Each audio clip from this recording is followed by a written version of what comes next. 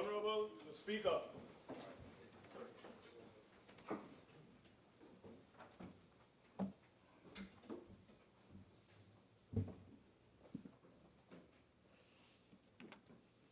Almighty God, we give thanks to you, the creator of the universe, and humbly beseech you to direct and prosper the deliberations of the members of this house here assembled for the advancement of your glory and the trust and welfare of the people of Trinidad and Tobago. Grant that peace and happiness, truth and justice may be established among us for all generations. Amen, amen, namaste.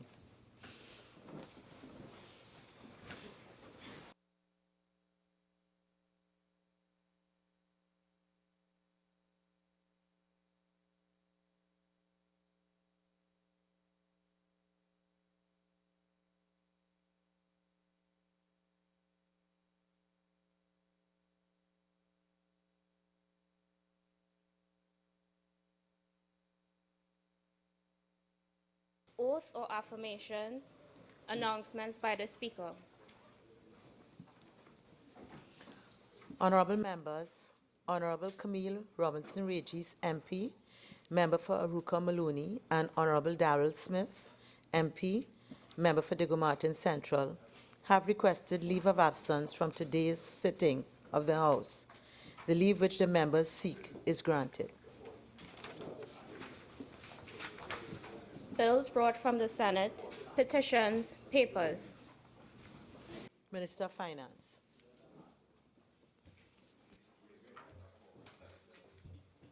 Madam Speaker, I have the honor to lay on the table the following papers. Papers 1 to 8, the annual audited financial statements of Union Estate Electricity Generation Company Limited for the years ended December 31st, 2008 to December 31st, 2015. I beg to move that papers 1 to 8 be referred to the Public Accounts Enterprises Committee.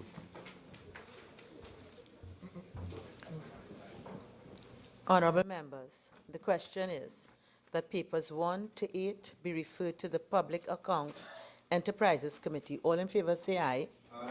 Any against? The ayes have it. The Leader of the House. Madam Speaker, I have the honor to lay on the table the following papers. Papers 9 to 21. Ministerial responses to the first report of the Public Administration and Appropriations Committee on an examination into the current expenditure of ministries and departments under 3 subheads: current transfers and subsidies, development program, consolidated fund, and infrastructure development fund. With your leave, Madam Speaker, I'll just indicate the ministries and departments who have submitted responses. Ministry of Finance, Ministry of Energy and Energy Industries, National Gas Company of Trinidad and Tobago Limited, Ministry of National Security, Office of the Prime Minister, Ministry of Public Utilities, Election and Boundaries Commission, Ministry of Foreign and CARICOM Affairs, Ministry of Community Development, Culture and the Arts, Ministry of Tourism, Ministry of Labor and Small Enterprise Development, Ministry of Works and Transport, Ministry of Agriculture, Land and Fisheries. On paper 22, the ministerial response of the Ministry of Housing and Urban Development to the first report of the Joint Select Committee on Local Authorities, Statutory Authorities and Service Commissions, including the Tobago House of Assembly, on an inquiry into the Land Settlement Agency in relation to squatter regularization. Reports from committees, Prime Minister's questions, urgent questions. Member for Baratara, Sanwan. Madam Speaker, I will ask the very indulgence to ask the question on behalf of the member for Baratara. He's a little bit delayed. To the Minister of National Security, in view of the Prime Minister's statement on the violent society which we inhabit, and especially the ease with which criminals are able to access firearms, could the Minister of National Security state whether he is willing to allow police officers to retain possession of their issued firearms when they are off duty in order to protect both themselves and their fellow citizens? National Security. Thank you very much. Thank you very much, Madam Speaker. Madam Speaker, the issue of the retention of firearms by Trinidad Police Service officers is in fact a decision to be taken by the Commissioner of Police and not the Minister of National Security. However, I would surely want to inform the House that the Commissioner of Police does in fact, based on individual assessment, allow certain officers to retain their firearm user's license, their issued firearm, based on an individual assessment, Madam Speaker.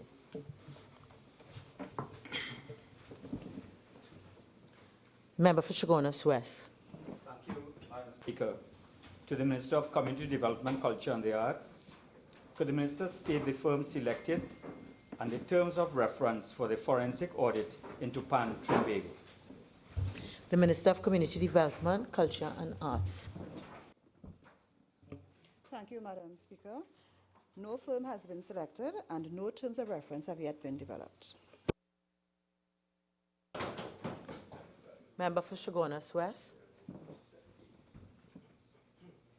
To the Minister of Community Development, Culture and Arts, could the Minister state why no members of Trinbago Unified Calypsonian Organization and Pan Trinbago were appointed to the board of the National Carnival Commission? The Minister of Community Development, Culture and the Arts. Thank you, Madam Speaker. There is a member of the Trinbago Unified Calypsonians Organization and a member of Pan Trinbago on the board of the NCC. Could members please conduct themselves with the decorum that Parliament requires? Member for Naparima. To the Minister of National Security, in the light of the high number of road fatalities, could the Minister tell us the brand and model of the speed guns currently being used by the Trinidad and Tobago Police Service and whether these devices represent the most recent technology? The Minister of National Security. Thank you very much, Madam Speaker. Madam Speaker, the brand used right now by Trinidad Police Service is the LIDAR speed device, which was in fact procured in July 2015 under the previous government, Madam Speaker, at an exorbitant price. Madam Speaker, technology evolves daily, weekly, and therefore in terms of the recent technology, one would understand that 2015 to now, technology continues to improve. What I can assure the House, however, that this government has taken a new look at the speed devices and intend to look at recent technology in the purchase of future speed devices, Madam Speaker. Member for Tabakit. In response, I just would like to find out from the Honourable Minister, as he said that we bought these guns at exorbitant prices, that would he agree that as technology develops, just like computers, that the price of the very items fall over time? Member, I wouldn't allow that. That is a matter of opinion. The member for Naparima. To the Attorney General, given the increase in gang violence this country has witnessed since the beginning of 2017, and the importance this government placed on the need to expand the Strategic Services Agency for the purpose of intelligence gathering, could the Attorney General inform this House as to the reasons for the non-proclamation of the Strategic Services Agency Amendment Act 2016? The Attorney General. Thank you, Madam Speaker. During the debate on the Strategic Services Amendment Bill 2016, an undertaking was provided by me that the bill would be assented to when the regulations for both the Interception of Communication Act, which is Act number 11 of 2020, and the regulations for the Strategic Services Agency Act, which is Act number 24 of 1995, were in fact ready. I'm very pleased to inform that those regulations are near complete. They will be taken to the LRC and then taken to Cabinet for approval. I would just underscore that since the proclamation of those particular parent laws, that is the 1995 SSA Act and the 2010 Interception of Communication Act, the country had no regulations at all. So we're curing a lacuna. In one case from 1995 come forward, and in another case from 2010 come forward, pursuant to the undertaking given to the Parliament. Member for Naparima. Member for Couva North. To the Minister of National Security, in light of the recent shootings which took place in close proximity to the Chaguanas police station, could the Minister indicate whether he intends to implement 24-hour joint police-army foot patrols in the central business district of Chaguanas? Minister of National Security. Thank you, Madam Speaker.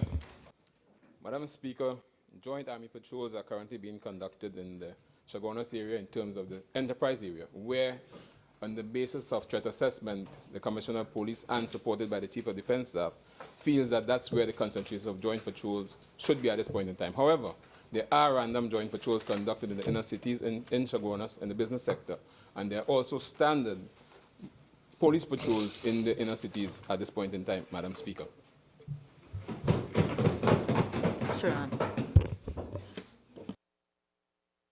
Questions on notice.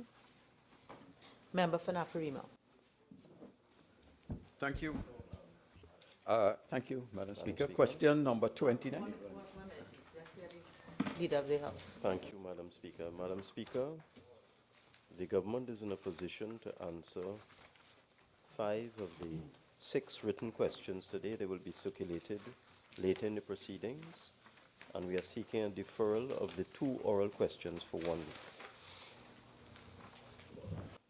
Leave is granted.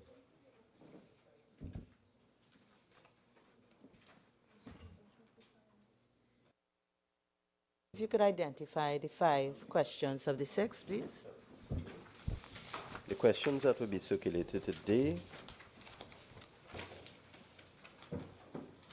8, 13, the answers, 14, 15, 16, 17, 17, and number 18 will be circulated within the next 2 weeks. 6 out of 7 you're answering. 6 out of 7.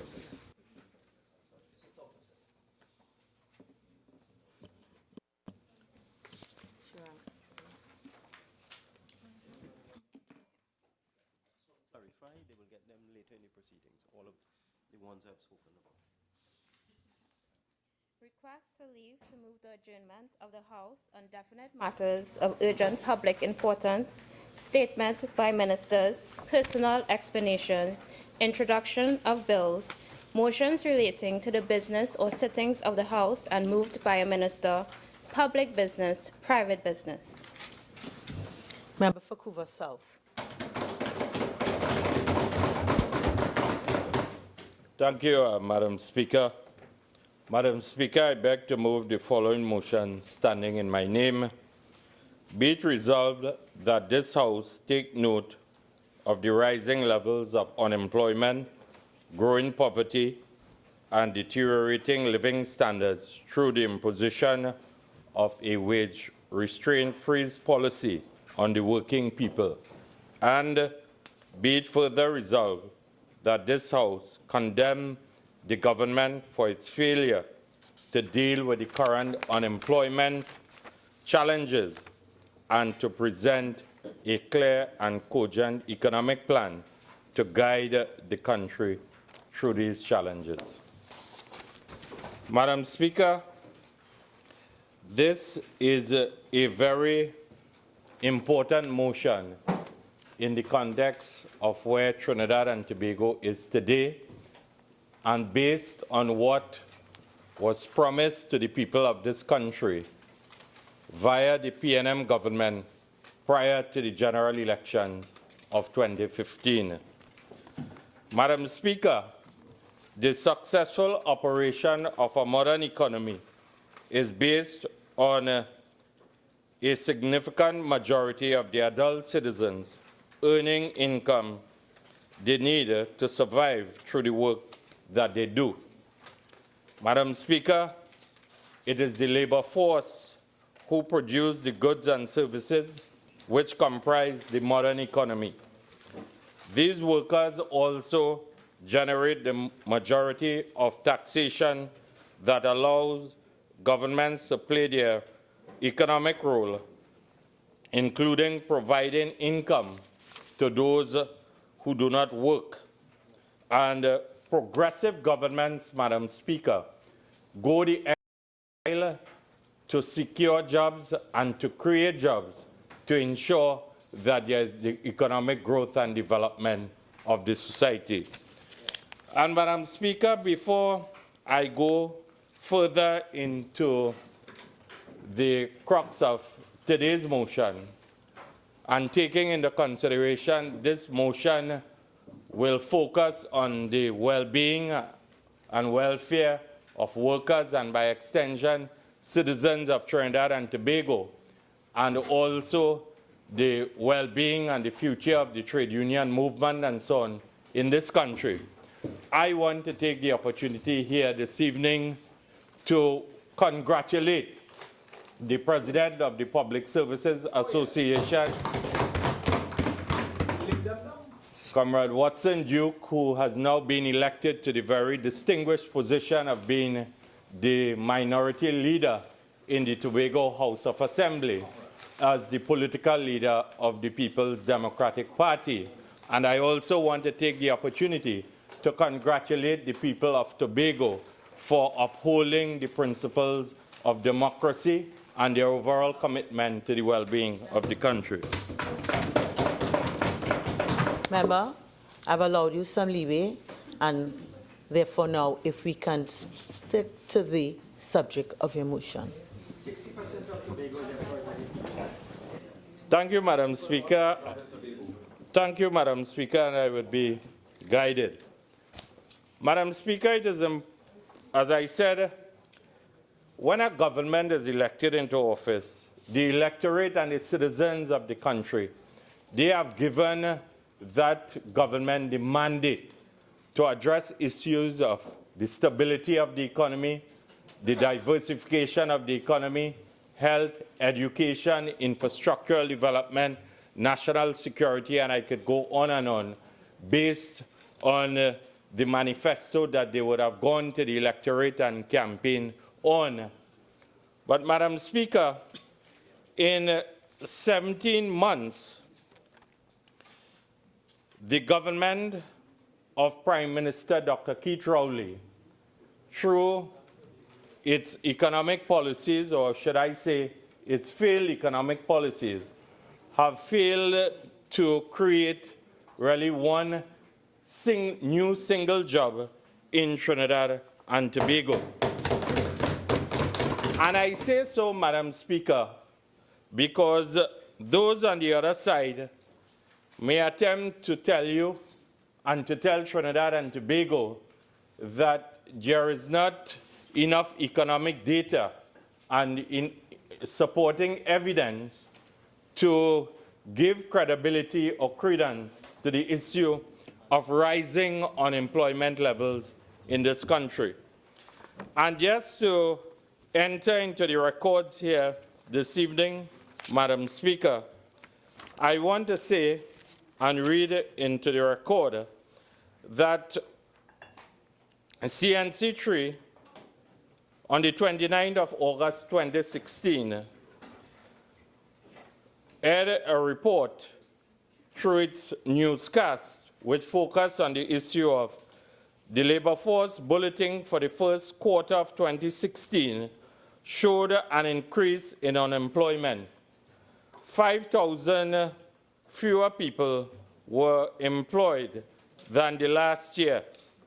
The bulletin was released by the Central Statistical Office, and the information contained in the bulletin was based on data collected in the continuous sample survey of the population during the period January to March 2016.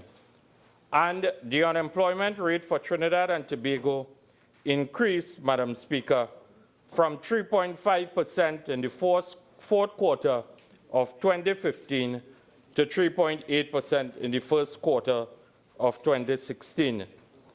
And, Madam Speaker,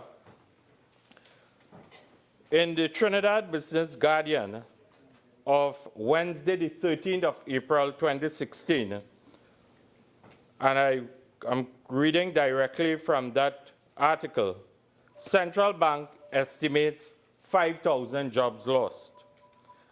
And it goes on to say and indicate as many as 5,000 workers may have lost their jobs since the fourth quarter of 2015, the central bank estimates. Madam Speaker, it further elaborated by indicating, it said early indicators suggest a worsening of conditions in the sectors of the economy affected by the downturn in the energy sector. Anecdotal evidence from newspaper reports and public notices suggests that between September of 2015 and March of 2016, 29 companies announced job cuts, which displaced to over 3,000 workers. But industry sources indicate that the figure could be in excess of 5,000 workers, the central bank said. And Madam Speaker, the bank indicated in this article that the unemployment rate would further increase domestic real GDP to contract beyond 2% due to declines in the energy and non-energy sector. And the bank forecasted, Madam Speaker, for year-on inflation to increase beyond 6% due to the impact of the widening of the VAT based on food prices, where VAT was restored on 7,000 plus basic food items, Madam Speaker. And Madam Speaker, additionally, for those on the opposite side, they from time to time have consistently attempted to tell those on this side that when we speak, we do not have the evidence. When we speak, we do not know what we are talking about.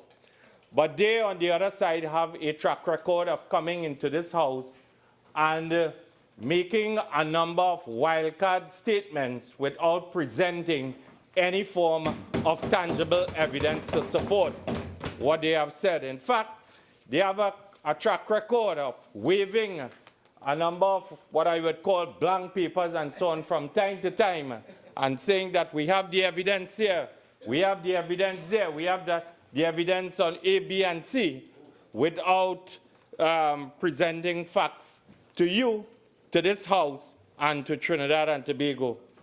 And just for the records, Madam Speaker, I have a bundle of documents from the newspapers of Trinidad and Tobago, whether it is the Guardian, Trinidad, Guardian, Newsday, or Express, which focuses on the rising levels of unemployment in Trinidad and Tobago. And there's a couple of headlines that I would want to read into the record, so those on the other side who may want to deny what is being said, they could go and do the appropriate background research and so on. Factual. And facts. And Madam Speaker, just to read into the records here, a number of headline articles, one dated the 26th of February 2016, over 1,000 retrenched since September last year. Government to use 10-point plan to address retrenchment. Never again, Labour Minister to change law. Joblessness linked to domestic violence. Laid off man hangs self. Retrenched workers, no word from Prime Minister, and sad day for ArcelorMittal workers. And as I said, Madam Speaker, it is a very thick bundle in less than 17 months, which reflects really no plan on the part of the government of Prime Minister Dr. Keith Rowley to address the very important issue of job creation in Trinidad and Tobago. And Madam Speaker, one might ask the question again, why job creation is important. Job creation is important to prevent what we would call anarchy or civil unrest, and to ensure that stability is there for not only the current workforce, but what opportunities will exist as it relates to those young persons who are in the secondary school system, the tertiary levels education system, and so on. So the potential workforce, they want a sense of direction. They want a sense of hope. They want something to aspire to based on their years in the education system. And all I could say to you, Madam Speaker, and Trinidad and Tobago, that the government of Prime Minister Dr. Keith Rowley has also failed the young people of Trinidad and Tobago. And Madam Speaker, they may want to tell you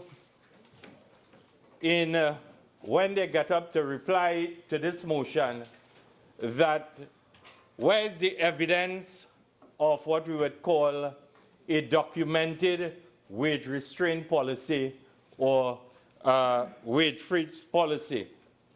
Because as you know, the acting leader of government business and the very distinguished Minister of Finance, when he made his very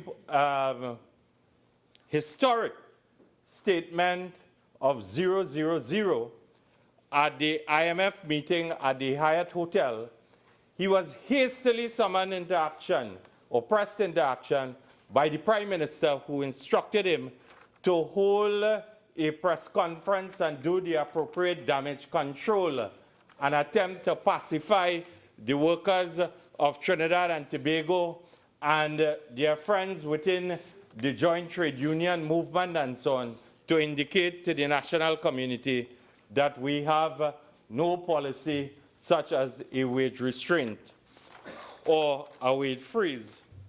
But to understand what unfolded, you have to understand the history of the PNM. You have to understand the DNA of the PNM as it relates to how they deal with the working class of Trinidad and Tobago. And I want to say to you that even before, because the Minister of Finance was in the cabinet of the then Prime Minister and political leader of the PNM, Prime Minister Patrick Manning, and the current Prime Minister was in the cabinet of Patrick Manning.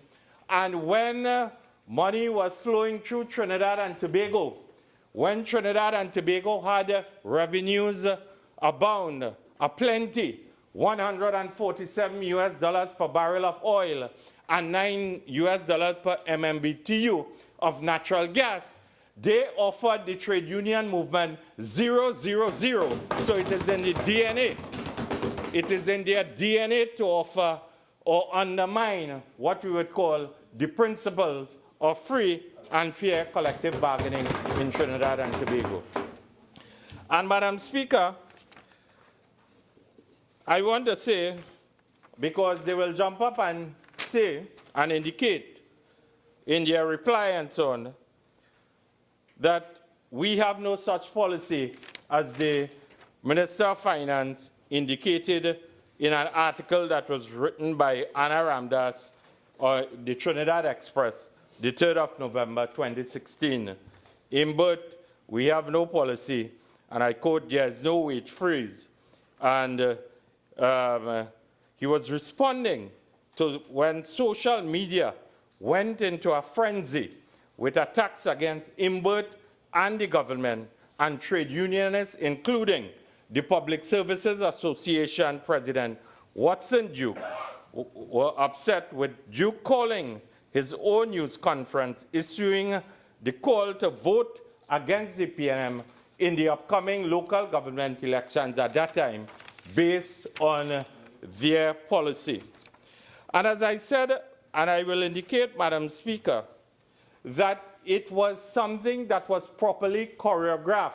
While it may not have been written in black and white, it was something that was properly choreographed by the Prime Minister and his cabinet in relation to this wage freeze or wage restraint, whatever terminology you may want to append to it here this evening. Madam Speaker, because I want to read from Loop News, dated the 23rd of November 2015. PM, NGC wage freeze sensible. And Madam Speaker, quoting from the article, Prime Minister Dr. Keith Rowley says the move by the National Gas Company to freeze wages for the rest of 2015 and 2016 is a sensible one given the challenging economic times facing the energy sector. And Madam Speaker, it goes on to say that on November 16, the NGC sent out a memo to all staff and subsidiaries informing them of the cutbacks. And today I want to ask well, he seems to be acting a lot besides being the acting leader of government business. He's also the acting leader of, or acting minister of energy and energy affairs.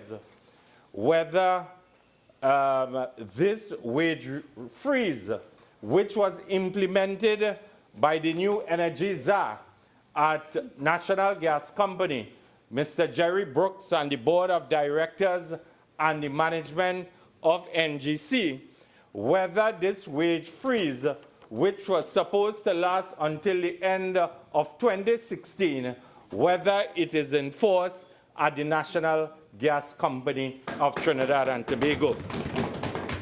And Madam Speaker, further to this, as I said, it was properly choreographed in the public domain. And also, I am of the opinion that it was deliberately done. I want to read from an article written by Mr. Alim Khan, dated the 4th of November 2016, of the Trinidad Express. Although the 0-0 offer to public servants by Finance Minister Colm Imbert was just speculative position, according to Prime Minister Dr. Keith Rowley, yesterday at the post-cabinet media briefing in Port of Spain, a review of the latest country report by the International Monetary Fund showed that the IMF was long aware of the wage restraint by the government in relation to the whole question of government wages and salaries in fiscal 2017. And Madam Speaker, it went on to indicate that the June released IMF country report number 2016/205 indicated that the executive director, the IMF executive director for Trinidad, and the IMF senior advisor praised Trinidad and Tobago's planned introduction of wage and hiring restraint mechanism.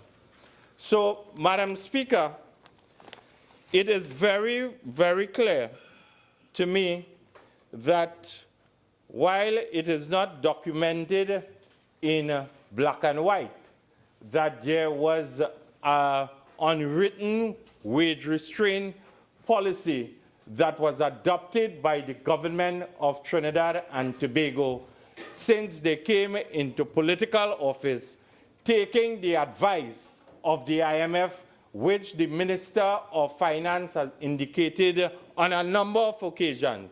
In his first budget presentation and in his second budget presentation, he indicated that he and the government had invited the IMF to Trinidad and Tobago to offer advice and direction for the stability of the country. And in that regard, Madam Speaker, all I could tell you is that wage restraint, wage freeze, whatever terminology, is a prescription of the IMF, and I am of the opinion that this government is being run by the IMF. That is the conclusion in relation to what we have seen from this government over the last 17 months, Madam Speaker. At the end of the day, Madam Speaker, I want to further indicate to those on the other side, as I said, that from the point of view of industrial relations and the collective bargaining process, Madam Speaker, it is very clear that from day one, this government was never about promoting the well-being of the trade union movement of this country. This government was not about promoting the principles of free and fair collective bargaining and what I would call independent collective bargaining, Madam Speaker, because, Madam Speaker, as I have indicated previously, that under this government and based on the pronouncements of the Prime Minister, based on the pronouncement of the Minister of Finance, and also based on the utterances of the member for Port of Spain North, St. Anne's West, and the Minister in the office of the Prime Minister too, that the entire collective bargaining process in Trinidad and Tobago collapsed under this Prime Minister and this government. And I say so, Madam Speaker, because when... Just want to ask you to look at the text of your motion and to keep within the confines of your text. I've given you some leeway, but your text is not about the matter you're about to embark upon. So I'll ask you to move on and stick to within what is the subject matter of the motion before us. Thank you. Thank you, Madam Speaker. And Member for Lavendale West, you concentrate on providing electricity and water to the national community of Trinidad and Tobago. So coming back to the very important issue, Madam Speaker, as I would continue to indicate that from the point of view of my experience and involvement in this particular process, Madam Speaker, the government has failed to address the issue of improving the quality of life and the standard of living of all citizens of this country. Because based on the public pronouncements of very important office holders in Trinidad and Tobago, Madam Speaker, there was no independence to the free and fair collective bargaining process. And when there is no independence and the whole process is stymied, that this is not about the collective bargaining process. Please move on. I am guided, Madam Speaker. I am guided, but in the context of the whole question of improving the quality of life is achieved through what I would call collective agreements, whether in terms of the revenue that you earn and the revenue streams. And as a result of that, you address when you acquire more money through the collective bargaining process and collective agreements and so on. Madam Speaker, we improve the standard of living. Please move on. Madam Speaker, I'm coming to the issue of poverty, and I'm coming to the issue of deteriorating living standards, Madam Speaker. And there is certainly, Madam Speaker, a link between the whole question of organized labor, poverty, and also living standards. And, Madam Speaker, I want to say to you here this evening that at the end of the day, Madam Speaker, there has been no economic growth or no diversification of the economy of Trinidad and Tobago. Because, as I said, after 17 months in office and having presented to the national community or signed a joint memorandum of understanding with the trade union movement, after 2 budget presentations, 2 a mid-year review, a 10-point plan for retrenched workers, a historic withdrawal of $2.5 billion from the Heritage and Stabilization Fund, a roadshow which has raised $1 billion for the coffers of Trinidad and Tobago, the fact that a National Tripartite Advisory Council was established, an Economic Development Board was established, Trinidad and Tobago has not experienced what I would call positive economic growth. In fact, Madam Speaker,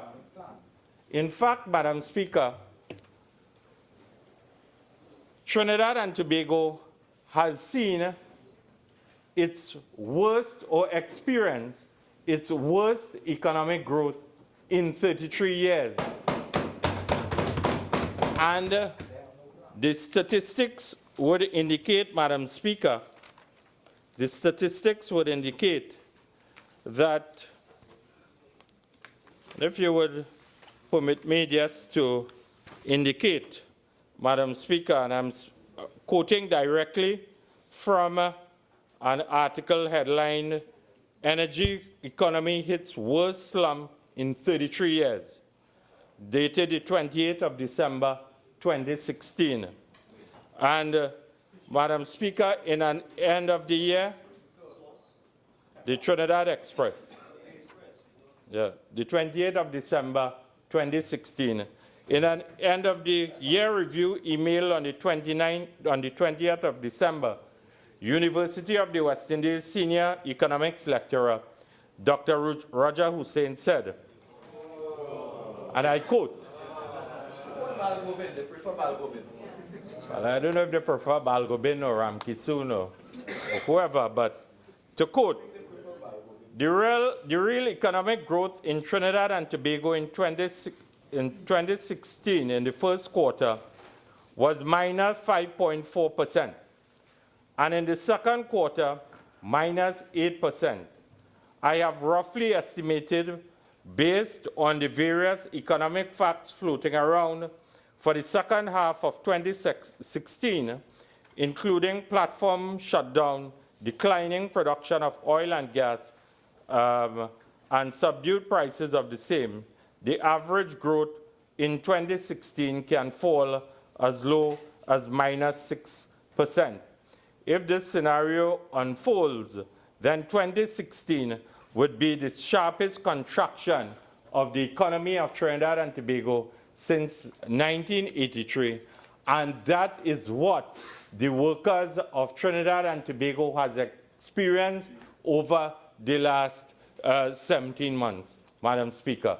In fact, Madam Speaker, the contraction of the economy of this country has impacted upon workers in the formal sector and in the informal sector to the point that statistics available at the Ministry of Labor, because you should be aware, Madam Speaker, that in order for retrenchments to be formally reported to the Ministry of Labor, an employer has to be sending home or laying off more than 5 persons. And also, so as a result of that, a number of persons, a number of small and medium-sized businesses have sent home workers very quietly in Trinidad and Tobago. And the government's inability to kickstart the economy or to grow the economy has seen contractors being denied what I would call growth and expansion of their businesses. And as a result of that, contracting firms also, a number of contractors, from the point of view of infrastructural development and so on in this country, have sent home hundreds of workers. And I would conclude, based on being on the ground, getting advice from a number of contractors and so on in Trinidad and Tobago and small and medium-sized businesses, the unemployment figure in terms of persons who have lost their jobs since this government has come into power stands at approximately 25,000 persons in Trinidad and Tobago. And Madam Speaker, as I indicated to you and to those on the other side, that where is the economic plan to revive Trinidad and Tobago? And as I will continue, and there are some questions that I would like to pose here today to the Minister of Finance as it relates to the role of the Economic Advisory Board. What has it brought to the table? This board, which has been chaired by Dr. Terence Farrell, in fact, the chairman of this Economic Advisory Board, distanced himself from the last budget presentation that was presented to Trinidad and Tobago for national development and growth. In fact, the chairman of the Economic Advisory Board said, not me and the budget. He distanced himself. And also, I want to ask the Minister of Finance, as it relates to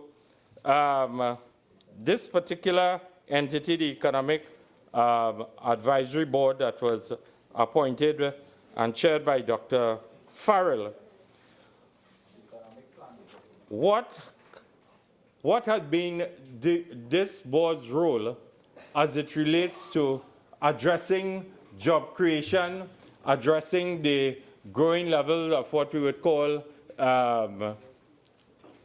inflation in Trinidad and Tobago and the deteriorating standard of living?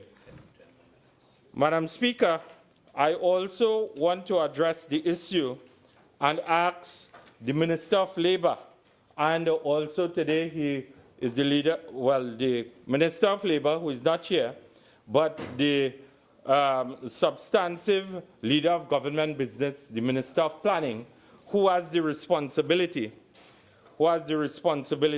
of being the line minister for the National Tripartite Advisory Council. The Minister of Labor, when she spoke during the 2017 budget presentation, indicated, Madam Speaker, that the National Tripartite Advisory Council, the mandate includes the effective implementation of Vision 2020 to advise the whole question of addressing sustainable national development goals, enhancing productivity levels in all sectors of the economy, creating additional job opportunities, maximizing the use of science and technology, focusing on the needs of the poor, the socially displaced, the most vulnerable in the society, and maintaining industrial peace and nationwide harmony.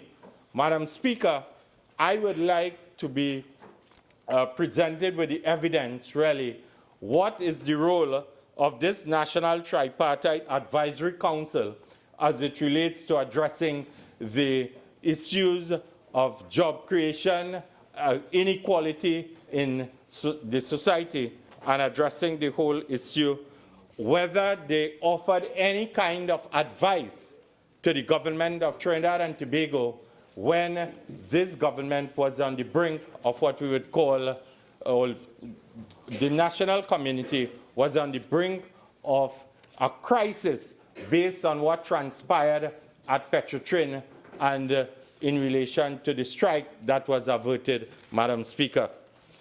Madam Speaker, in addition to that, the government would have indicated that they had a 10-point plan to address the whole question of unemployment in Trinidad and Tobago and to prevent retrenchment. Up till today, we have been promised, up till today, Madam Speaker, we continue to hear through a number of pronouncements through the Minister of Labour and Enterprise Development that amendments will be brought to this House on the legislative agenda as it relates to amendments to the Retrenchment and Severance Benefit Act of 32 of 1985 and also the supporting pieces of legislation or accompanying pieces of legislation. And up till today, that has brought no sense of comfort to the over 25,000 persons who have lost their jobs because of the incompetence and recklessness of this government, Madam Speaker. And I also want to ask, because in her continued announcements and interfacing with the trade union movement and the national community of Trinidad and Tobago, the Minister of Labour indicated that her ministry would be taking a lead role to collaborate with the Ministry of Health and the Ministry of Community Development and the Ministry of Community Arts and so on, and the Bankers Association and the Trinidad and Tobago Mortgage Finance Company of Trinidad and Tobago in relation to bringing comfort and relief to workers who would have lost their jobs, more specifically the 644 at ArcelorMittal. And today I want to ask the Minister of Labour and Enterprise Development to tell the national community how many workers' homes have been saved, whether there has been any restructuring plan to save persons' homes in relation to banks moving in and foreclosing and so on, Madam Speaker. And what has been the sense of support and guidance and counseling and so on to these traumatized workers and their respective families. I say so, Madam Speaker, because it has caused a tremendous amount of pain and trauma to a number of families in the constituency of Couva South. In the constituency of Couva South, because ArcelorMittal was geographically located in this constituency. And from the point of view, I want to relate to three scenarios. I have the information, but I do not want to cause any further pain and embarrassment and trauma to these families who have lost their jobs. Because, Madam Speaker, those on the other side must not treat this as a laughing matter. I want to tell you and want to inform the national community. Scenario one, a former ArcelorMittal worker came to my home, came to the constituency office last Tuesday and broke down. A former quality control supervisor did not know where to turn or who to turn to. And he has been forced to sell his home so that he could find the necessary wherewithal to financially support his daughter, who is a final year student at the Faculty of Medicine, University of the West Indies, St. Augustine campus. That is the reality of what the PNM has done to families in Trinidad and Tobago. And they have brutalized, they have traumatized, they have caused instability to 25,000 plus families in Trinidad and Tobago, Madam Speaker. And scenario 2 is that a gentleman came to my office again. He lives from the community of Carolina, a former ArcelorMittal worker. And he indicated to me that up till today, based on, we would have heard from the Minister of Finance that he would have met with the officials of ArcelorMittal and so on as it relates to the status of their pension plan benefits and so on. Up till today, he has no clue. All he's been asked to do is sign documentation, and when he's requesting additional information so that he could plan the well-being of his children's education, his daughter has been accepted to university in Canada, he is simply being told, you have to sign the documentation and then you will get the additional information. Madam Speaker, that is the state of play. They continue to make a number of pronouncements and promises to workers to address their issues, to address their concerns and so on. And up till today, the 25,000 workers and their families in this country, they are up in the air. They have no idea what is happening to them because of the incompetence, the lack of a plan, a vision, and the blame has to be squarely laid at the feet of the Prime Minister, who mama-guided the population when he went to the national community. He duped the population by campaigning on, let's do this together. Madam Speaker, he has betrayed the working class. He has betrayed the trade union movement. And I want to warn the trade union movement in Trinidad and Tobago, do not attempt to be in bed with the PNM. Trace the, not again, because if you go back since 1965, since the ISA, the Industrial Stabilization Act, the IRA, Bloody Tuesday, the workers at Atlantic LNG in Point 14, and I could go on and on. The only way that the PNM does deal with workers and the trade union movement in Trinidad and Tobago is by brutalizing them, using the army and the police against them, Madam Speaker. The word brutalizing, I will rule unparliamentary. I'm sure you can find another way to say that.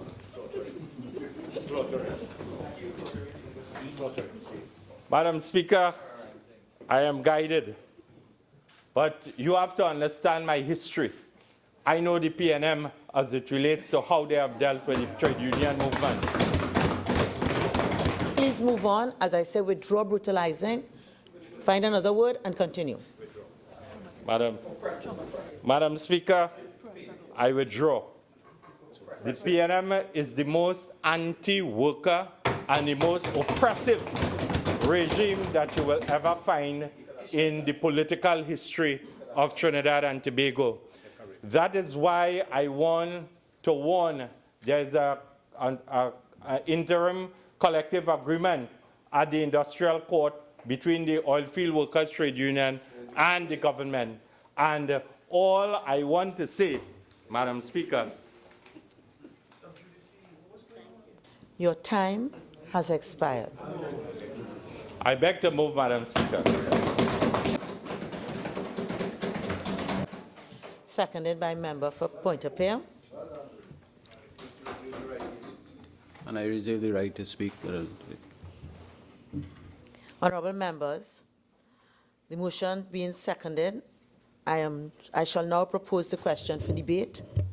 Be it resolved that this House take note of the rising levels of unemployment, growing poverty, and deteriorating living standards through the imposition of a wage restraint freeze policy on the working people, and be it further resolved that this House condemn the government for its failure to deal with the current unemployment challenges and to present a clear and cogent economic plan to guide the country through these challenges.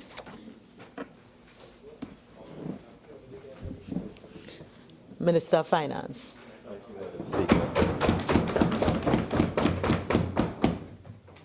Madam Speaker, I think it is necessary to correct the record,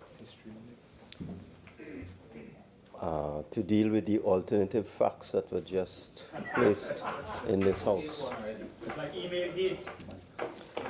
Madam Speaker,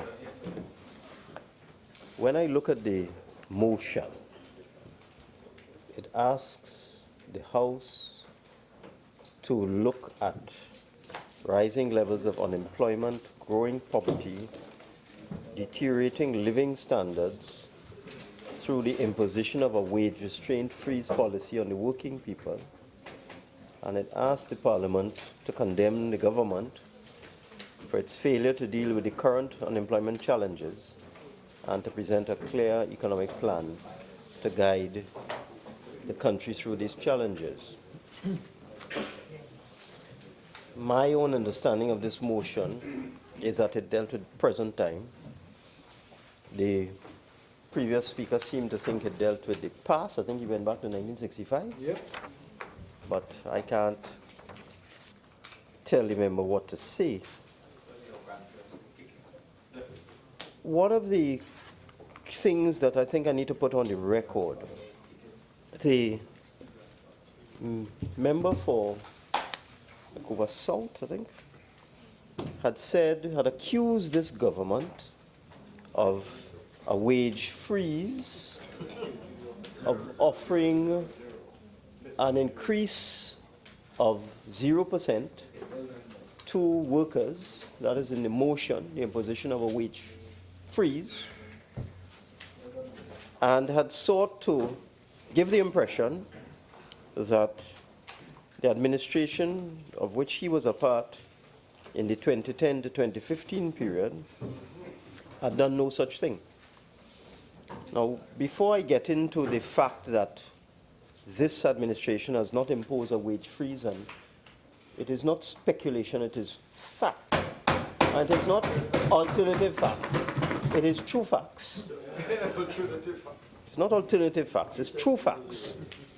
I think I need to read into the record the facts with respect to the behavior of the last government with respect to a wage freeze, because they've accused this government of seeking to impose wage restraint stroke freeze policy on the working people and have portrayed themselves like Caesar's wife, as if they would never even contemplate such a thing.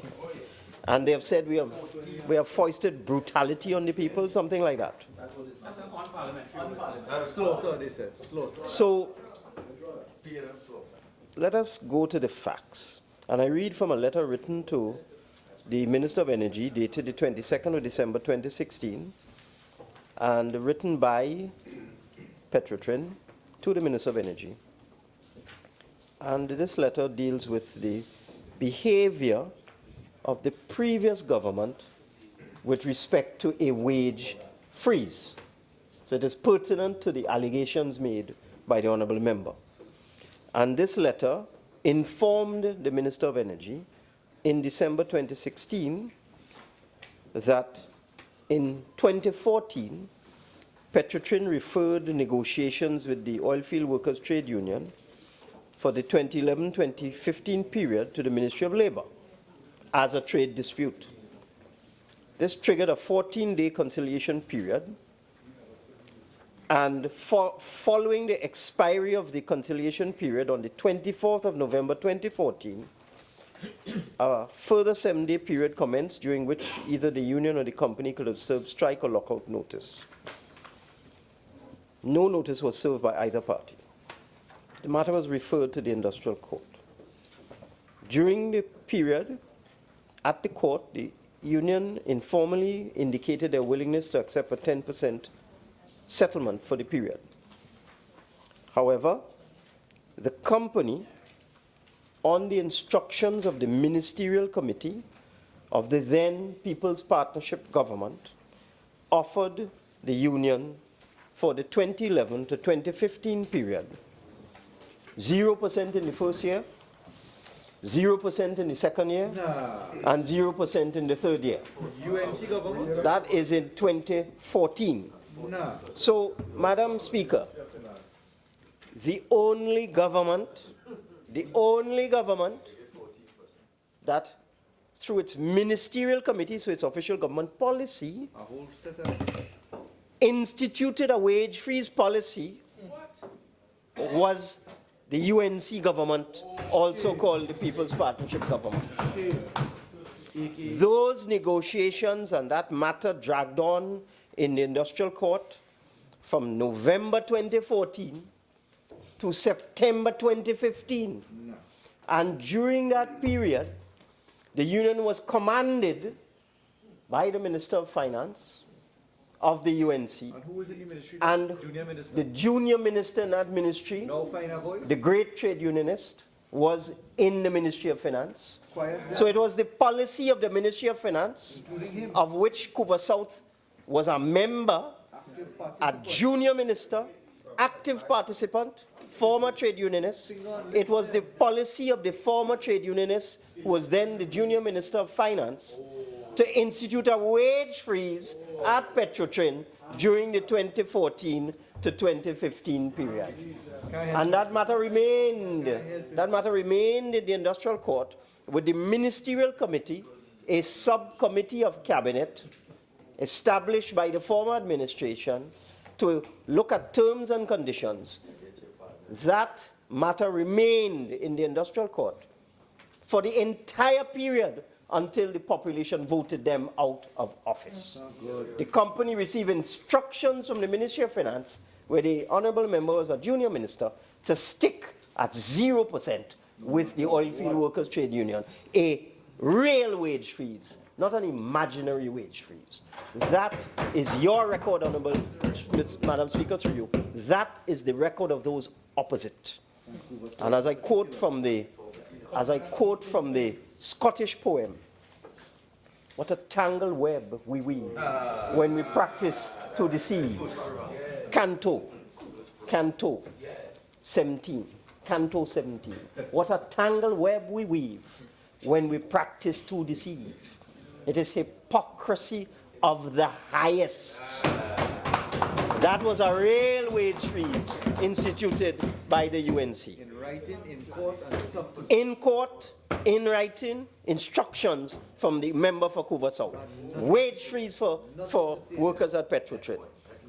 I think that is something akin to the word that was deemed to be unparliamentary. That is a form of oppression on the workers of the Oilfield Workers Trade Union. Good manners, he was chewing. Yes. The mouth was full, kept it quiet. Yes, and that is while they did that oppression, they were helping other unions that they thought were friendly to them. That's what they thought. So anyway, We embrace it and congratulate it. So anyway, Madam Speaker, let's fast forward to the present time. What has occurred with the current situation with respect to negotiations between the Petrotrin and the Oilfield Workers Trade Union?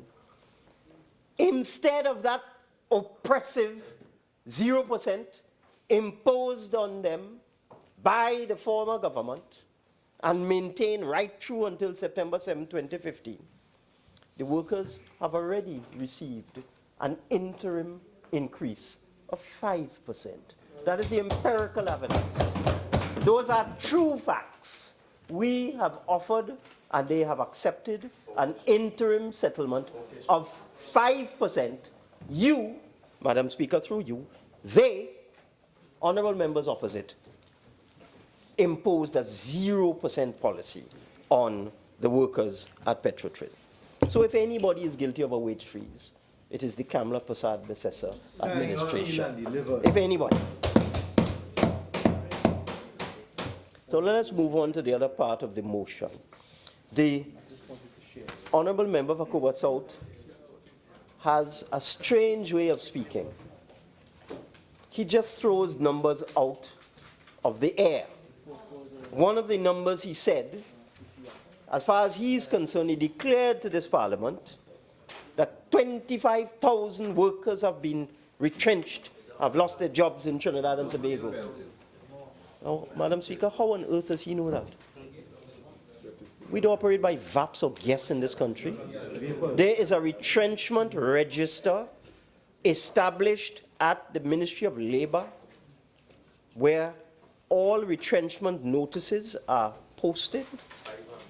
And as we speak, Madam Speaker, during the last year, instead of 25,000 retrenchment notices, the number is 1,008. 1,008. Say that again. Madam Speaker, What? Madam Speaker, I am advised by the Ministry of Labour that the total number of retrenchment notices at the Ministry of Labour in 2006, 1,008. 2016, sorry. 2016, 1,008 retrenchment notices registered at the Ministry of Labour in 2016. And yet, when one listens to the honourable members opposite, he shouted out, I am certain that 25,000 people have lost their jobs in this country over the last year by retrenchment. The other matter, Madam Speaker, there was a question asked in this House and answered. It was asked by the Member of Parliament for Naparima, where the Member of Parliament for Naparima asked me to describe the nature of the assistance we have received from the IMF office, and whether it was free or whether we had paid for it. And I answered the question, Madam Speaker, not too long ago, that the IMF has assisted us with technical assistance with respect to formulating a new fiscal regime for the oil and gas sector, with respect to the models that we should look at for a revenue authority. And at no time, Madam Speaker, because supplementals were asked, at no time has the IMF given us any assistance or advice on wages, salaries, retrenchment, wage restraint, wage freeze, of any kind whatsoever. Question asked and answered. But the Honourable Member for Kubwa South, completely oblivious to that fact, that the question was asked that the IMF has assisted us with our fiscal regime with respect to looking at revision of the supplementary petroleum tax, with respect to looking at various models one could adopt to have a revenue authority, and that is all, and that there has been no assistance or advice or any command or anything of any kind coming from the IMF with respect to wage restraint or wage policy or anything of that nature, asked and answered, and yet, just for theatrical effect, pandering to the gallery, the member for Kubwa South gets up and screams that this government is taking instructions from the IMF on wages. I reject that. It is simply untrue. It is simply histrionics, theatrics. It is simply the usual propaganda from the members opposite. The member for Kubwa South, you've taken no advice, no instructions, no information, no dialogue. We've had no communication whatsoever on wages with the IMF. Just want to make that clear. Nothing. Nothing going forward, nothing coming back. Absolutely nothing. I want to make that absolutely clear. Now, Madam Speaker, the member also, that is with respect, Madam Speaker, through you, I've said this before, I will say it again, I'll say it 10 times if I have to. That is with respect to the persons who assisted us with the oil and gas fiscal regime. Transfer pricing. And transfer pricing. Things that you left unattended. Billions. Right now we have a gas shortage in this country, and that deals with the second motion. We have a gas shortage in this country, a shortage of natural gas, and the last government spent 5 years. is irrelevant.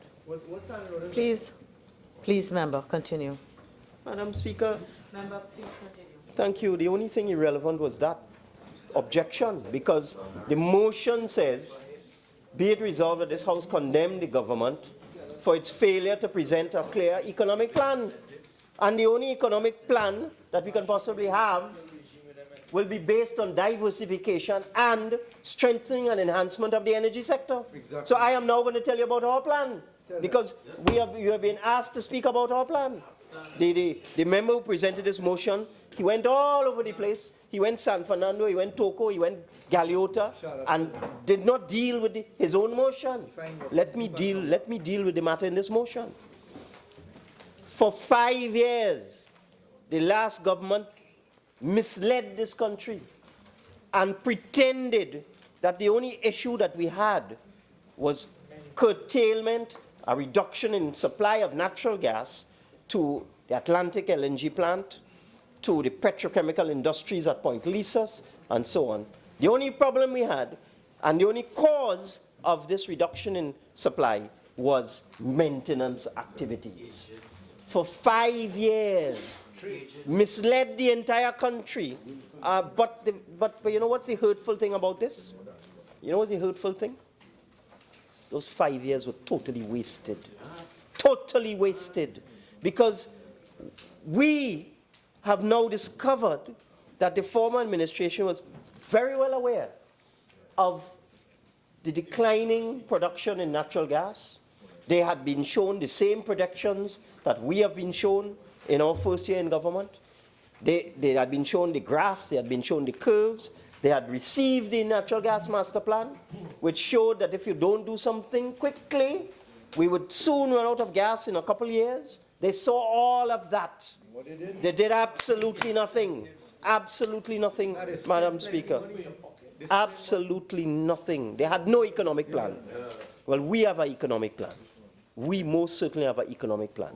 We are aware, as honourable members opposite are obviously blissfully unaware, that this is a gas-based economy, that for quite a while the revenues from petroleum have been weighted more towards revenues from natural gas and natural gas activities than oil activities. In fact, in and around 2013 or 2014, Madam Speaker, we as a country were aware, they were aware, that 1/3 of petroleum revenues came from oil and 2/3 of petroleum revenues came from natural gas and natural gas-based activities and processes coming from natural gas. They knew that, and they also knew that oil production was declining very, very fast, very, very rapidly. Under their tenure, oil production declined by 25%. They saw it every year. They saw oil production going down. They did absolutely nothing to deal with the infrastructure at Petrotrin. Absolutely nothing to deal with increased production in Trinma or on land. Nothing. Absolutely nothing, Madam Speaker. Nothing. They didn't invest in Petrotrin. They didn't give Petrotrin the necessary cash that it required to improve its infrastructure, to increase its drilling program, its exploration program, to bring more wells into production. They did absolutely nothing. All they did is took as much money as they could out of the system. They took $14 billion from the National Gas Company. They raided the National Gas Company. Instead of taking that money and using that $14 billion to compete the ultra-low sulfur diesel plant, which is necessary. They could have completed that, but they decided that's not important. They had a bottom-of-the-barrel project where in Trinidad and Tobago, we have a situation where every barrel of oil, as you process it, you have more and more byproducts, and the byproducts become more and more difficult to refine. You get down to the bottom of the barrel, where you have fuel oil, which is a product that is produced uncompetitively. They abandoned the bottom-of-the-barrel project. They abandoned the ultra-low sulfur diesel project. They did not invest in Petrotrin to give Petrotrin the necessary funds to allow the company to engage in increased exploration and production of oil. But we are going to do that, Madam Speaker. We are going to do that because we are a serious government. We have immediately determined that the future of this country in the short to medium term will be, as it has been for the last 100 years, the future of this country will be in the energy sector. This is a fact. While we must diversify the economy, while we must move away from dependence on oil and gas because these are declining resources, there is declining production. We in Trinidad and Tobago, we are a mature oil province, so that we have fields in Trinidad and Tobago that are over 100 years old. In fact, honorable members may not know that the first oil well drilled in the world in 1857 was drilled in Forest Reserve. Not in Arapero, in Forest Reserve in 1857. And it produced oil. It produced oil.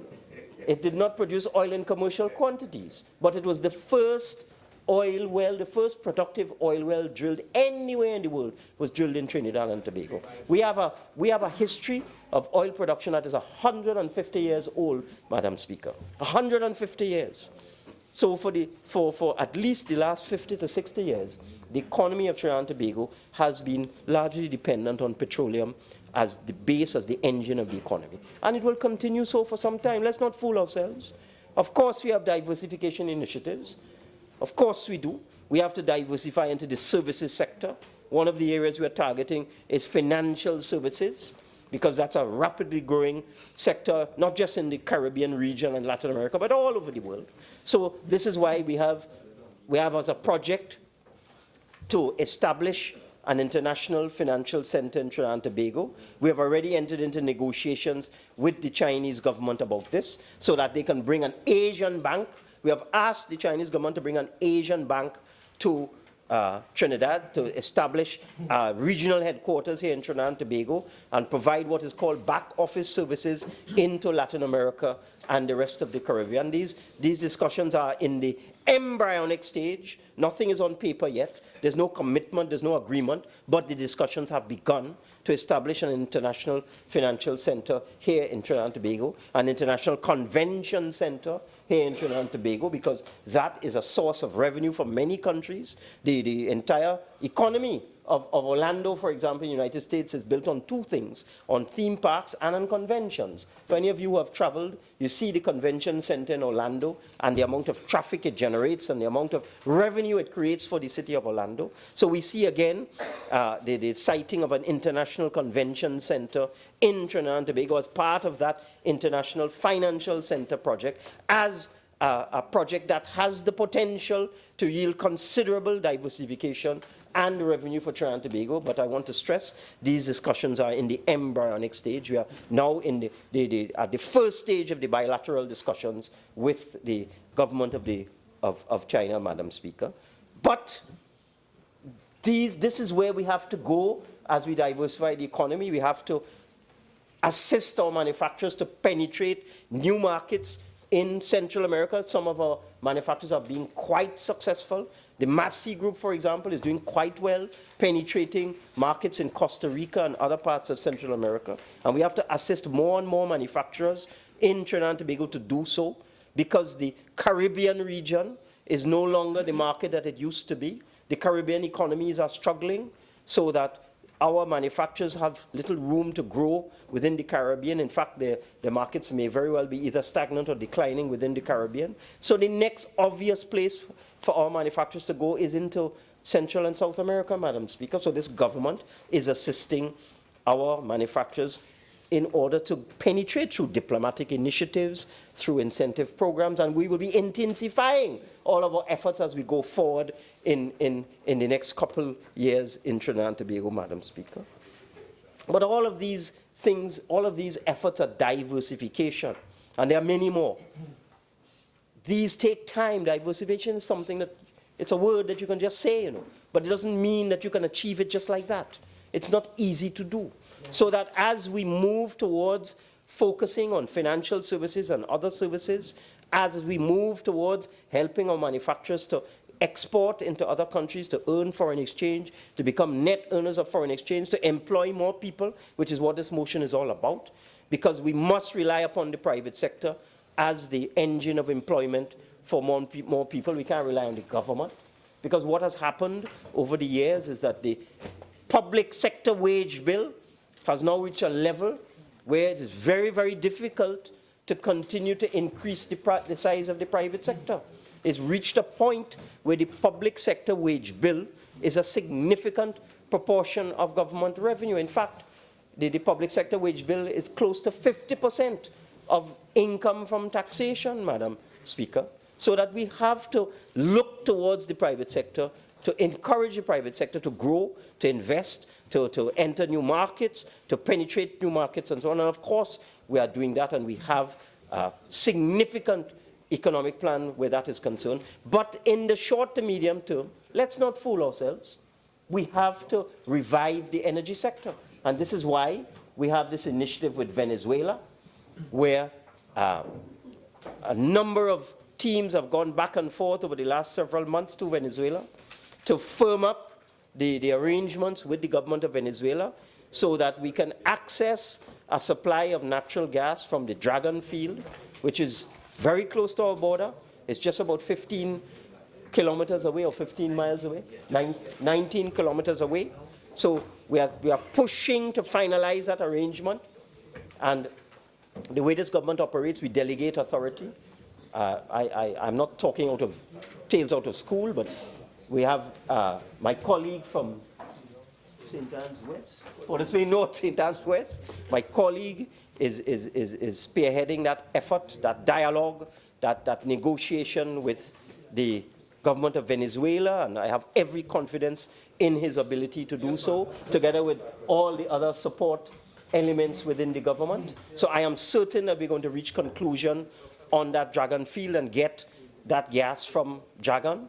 And then there's a lot of exploration taking place, and the exploration projects coming in the pipeline.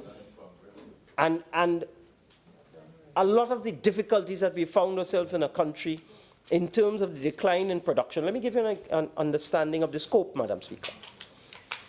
When the PNM demitted office, the production of natural gas in this country was close to 4.2 billion standard cubic feet per day. 4.2 billion standard cubic feet per day. When the UNC was thrown out of office, the production of natural gas was down to 3.3 billion standard cubic feet. So you had a decline from 4.2 billion standard cubic feet in 2010 down to 3.3 billion standard cubic feet in 2015. And Madam Speaker, it is as if the members opposite had on blindfolds, because the demand in Trinidad and Tobago, we have an industry in Trinidad and Tobago that has been developed based on a supply of close to 4 billion standard cubic feet. So we have an industry, we have existing plants, the 4 trains of Atlantic LNG, the methanol plants, the urea plants, the ammonia plants, and so on. The new Mitsubishi plant, which is due to come on stream in a couple of years. The demand is about 4 billion standard cubic feet. But they watched the production of natural gas decline from 4.2 billion down to 3.3 billion. So it stands to us in the PNM to revive the energy sector and to recover that lost production of natural gas and get it back up to 4 billion and 4.2 billion standard cubic feet per day. And, Madam Speaker, we are working assiduously to deal with this. One of the problems, and you will have heard BP speak about this recently, one of the problems was the procrastination and indecision and dithering of the past administration, because we have a gas supply contract for Train 1 of the Atlantic LNG facility, which expires in 2018, September 2018. They knew that when they came into government in May 2010. They were very well aware that the gas supply, the long-term gas supply contract for Train 1 of Atlantic LNG would expire in September 2018. They knew very well that these are weighty matters that need to be settled years before the end date. This is not something you come and you do now for now. But they allowed 2010, 2011, 2013, 2014, 2015 to elapse without getting into any sort of meaningful discussion with BP with respect to the renegotiation of the supply for Atlantic Train 1. And you know what the result of that is? Oil companies have a 20-year planning horizon. And they are not going to invest in infrastructure that costs billions of dollars. Honorable Member, your it's granted. A company, you see, Madam Speaker, I'm not going to waste my time responding to the histrionics of the Honourable Member for Couva South. I'm dealing with the motion. The motion deals with an economic plan for Trinidad and Tobago. I've dealt with the wage freeze. They instituted a wage freeze. We have offered the first trade union an interim offer of 5%. So they offered 0, we have an interim offer of 5. So I'm done with that wage freeze old talk, that wage freeze phantom that they have created. I'm dealing now with economics, Madam Speaker. And oil companies have a planning horizon of 20 years. They don't go into investments willy-nilly. So we have a project called Angeline, which is going to cost BP billions of dollars. But BP, like any responsible corporation, is reluctant to proceed with the investment of billions of US dollars in a platform and a facility without the certainty of a long-term gas supply contract. So we know it falls to this government to do what they failed to do so that we can get that Angeline project going, which will supply another 300 million standard cubic feet of gas, which is badly needed by our energy sector. The petrochemical companies are running because of their procrastination and indecision, and I will have to say a sheer incompetence. The Point Lisa's companies are running at about 70% of their nameplate capacity. The LNG is down to about 80% or less, Madam Speaker. So you have all of these plants that simply cannot get the feedstock that they require to produce the product. And they saw that happening. They had letters written by the petrochemical companies. In this parliament, I have seen a letter written, yes, written to the former administration in 2011, telling them that, look, you have to do something about our gas supply. And they sat on it and did nothing. And the companies have estimated lost $10 billion because of that. Correct, quite correct. So we, Madam Speaker, as I said, we are very, very serious. So we are going to conclude that gas agreement. We are going to allow the various investments to take place. We are going to work with the industry in terms of reforming the fiscal regime. It's not just the supplementary petroleum tax that's a problem. And let me explain why the supplementary petroleum tax is so critical to this economy. When oil was $100, the Trinidad and Tobago economy, the Trinidad and Tobago Treasury, received on an annual basis $4 billion in supplementary petroleum tax. So you take a typical year like 2014, 2013, the Trinidad and Tobago economy, the Ministry of Finance, the Treasury, would receive $4 billion in supplementary petroleum tax. But the tax is based on a threshold of an oil price of $50. So anytime the price of oil drops below $50, the supplementary petroleum tax is not applicable. So that we've had a situation here in the 2015-2016 period where the price of oil for most of the year, down to December, was below $50. So what that meant is that the Trinidad and Tobago economy was losing $4 billion in revenue from supplementary petroleum tax, or SPT as it is called. Now that the price is inching up, I didn't check the price today, but the last time I checked the price, it was over $53 for the benchmark crude that we look at, which is West Texas Intermediate. It's actually $52.88 today. It's been quite volatile over the last month. But it broke the $50 barrier some time ago, and it's been going up and down, 52, 53, 54, and so on. And would you believe, Madam Speaker, I had a meeting, a staff meeting yesterday, and we had reports from various sectors in the ministry. And Inland Revenue has reported that in January, for the first time, we received $200 million in supplementary petroleum tax. And that tells you how important that supplementary petroleum tax is. And if that oil price continues to go up, it is going to assist us in no way, in no small measure, in terms of dealing with some of the shortfalls in revenue in other areas, Madam Speaker. So that it is crucial as a country that we look at our oil and gas fiscal regime, because there's a problem with the supplementary petroleum tax, as it has been for years. It was designed many, many years ago when the price of oil was about $25. And it was designed to kick in at $50. So you might have an event such as a war in the Middle East or some other problem that would cause the price of oil to rise sharply from $25 to $50 a barrel in a short space of time, without any investment by the oil company. So the oil company effectively would not do anything different. They would not invest any new money. But because of external events, the price of oil would skyrocket. And the SPT was designed to capture that supplementary income, that windfall income. But now, when the price of oil is averaging $40, $45, $50, $50 is no longer a windfall for the oil companies.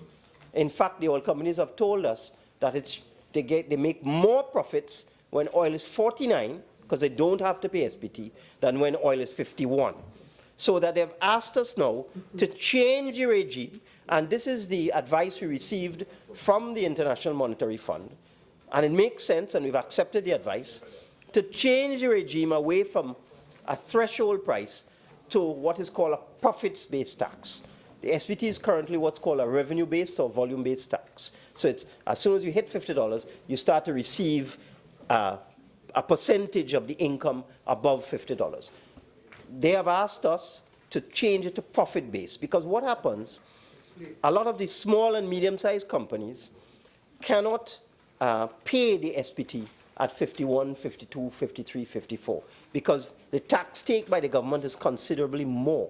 So it affects their ability to invest. It affects their ability to grow.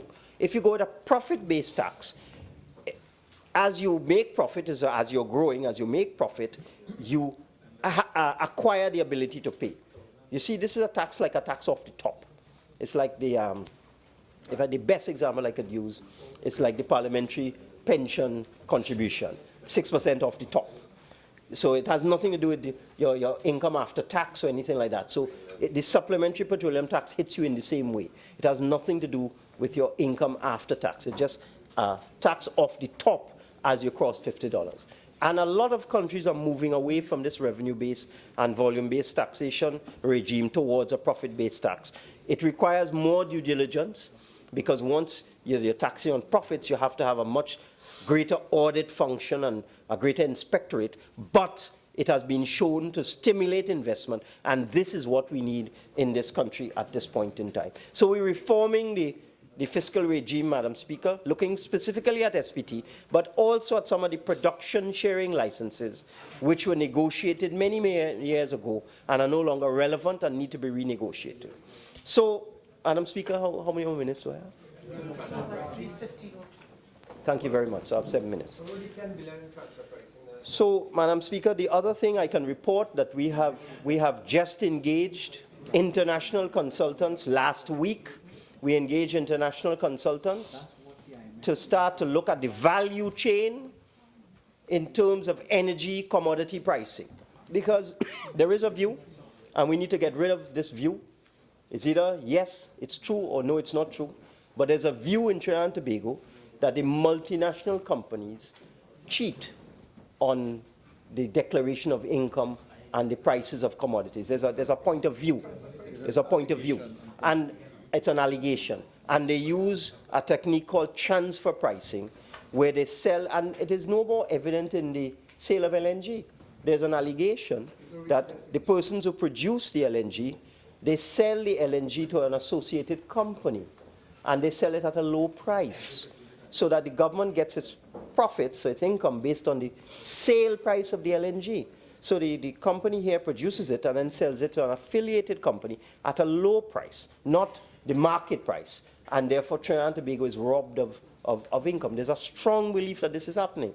This is what transfer pricing is all about. You sell to subsidiaries, associated companies, affiliated companies, and so on, and you don't sell the product at the true price. You sell it below market, and then they unsell the price. In many cases, the cargo never reaches its destination.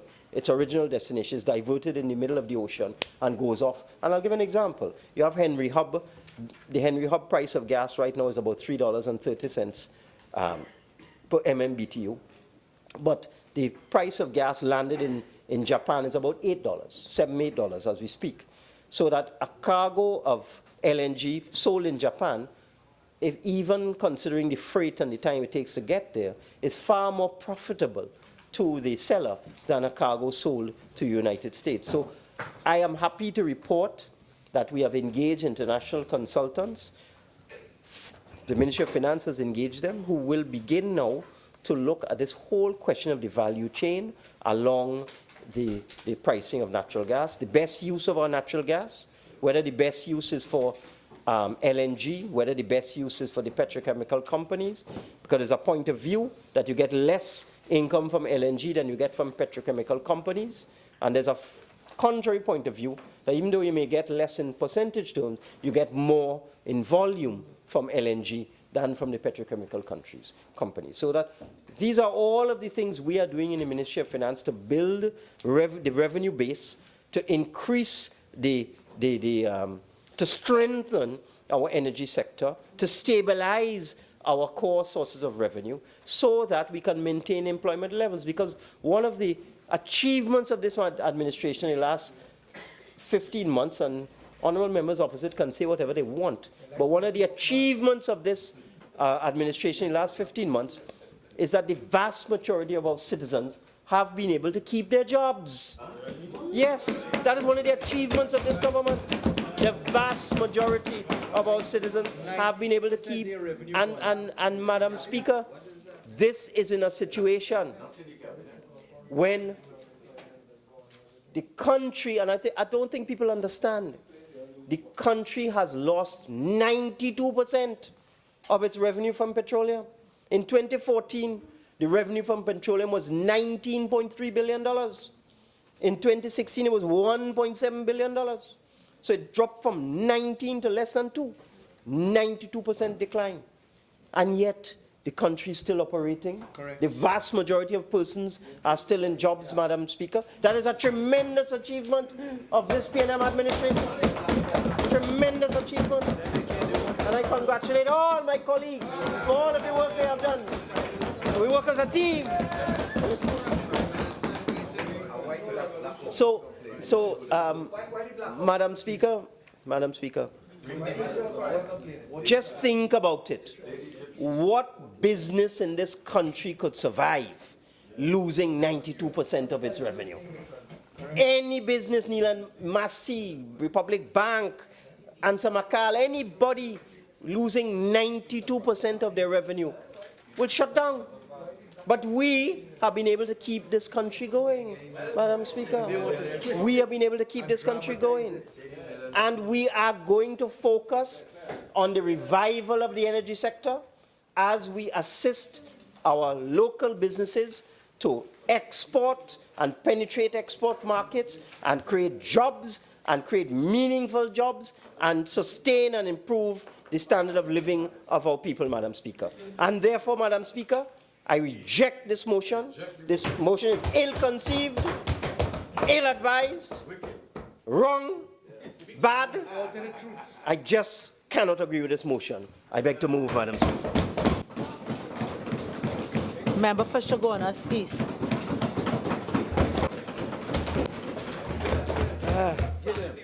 Thank you very much, Madam Speaker. Madam Speaker, I thought I was listening to another motion, but the member for Degomata Northeast, who I know very well, placed me back into a room called 107 in the Social Sciences building. And I was reminiscing on his presentation on a lecture by Dudley Sears on the open petroleum economy. I don't know what that had to do with this motion. He spoke extensively. This was really a history of the petroleum economy. Madam Speaker, I just want to ask the question. Since my friend on the other side spoke so eloquently about the energy sector, what has the PNM government done in 18 months that you're there in terms of this sector? A lot of promises that never materialized. Madam Speaker, I want to read some, before I get into my substantive presentation, and I'm going to deal with the motion. I want to indicate that when the honourable member spoke and he finished his theatrics, I thought in usual style he was going to throw the paper and walk out of this chamber. But I want to say, Madam Speaker, that in terms of his presentation, we heard quite a lot about wage restraint. He said there was no wage restraint.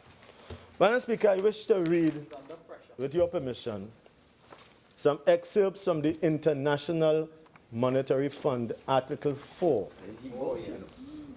The consultation, it's a press release, staff report, and statement by the Executive Director for Trinidad and Tobago. And on page 3 of that statement, by Ottaviano Canuto, Executive Director for Trinidad and Tobago, and Veronica Ramcharan, Senior Advisor to the Executive Director of May the 20th, 2016. Madam Speaker, this is an excerpt from the statement which proves that government, meaning this government, had initiated a number of cuts, including to workers and wages, prior to May 20th, 2016, when the IMF released the statement, which preceded the statement of wage restraint by the Honourable Member for Digo-Martin Northeast in November of 2016. Madam Speaker, I want to get straight to the point. And among the other things that they said, alongside cuts in recurrent spending, they spoke about increasing excise taxes, the elimination of fuel subsidies, and reducing other subsidies and transfers. And, Madam Speaker, and the introduction of wages and hiring restraint mechanism.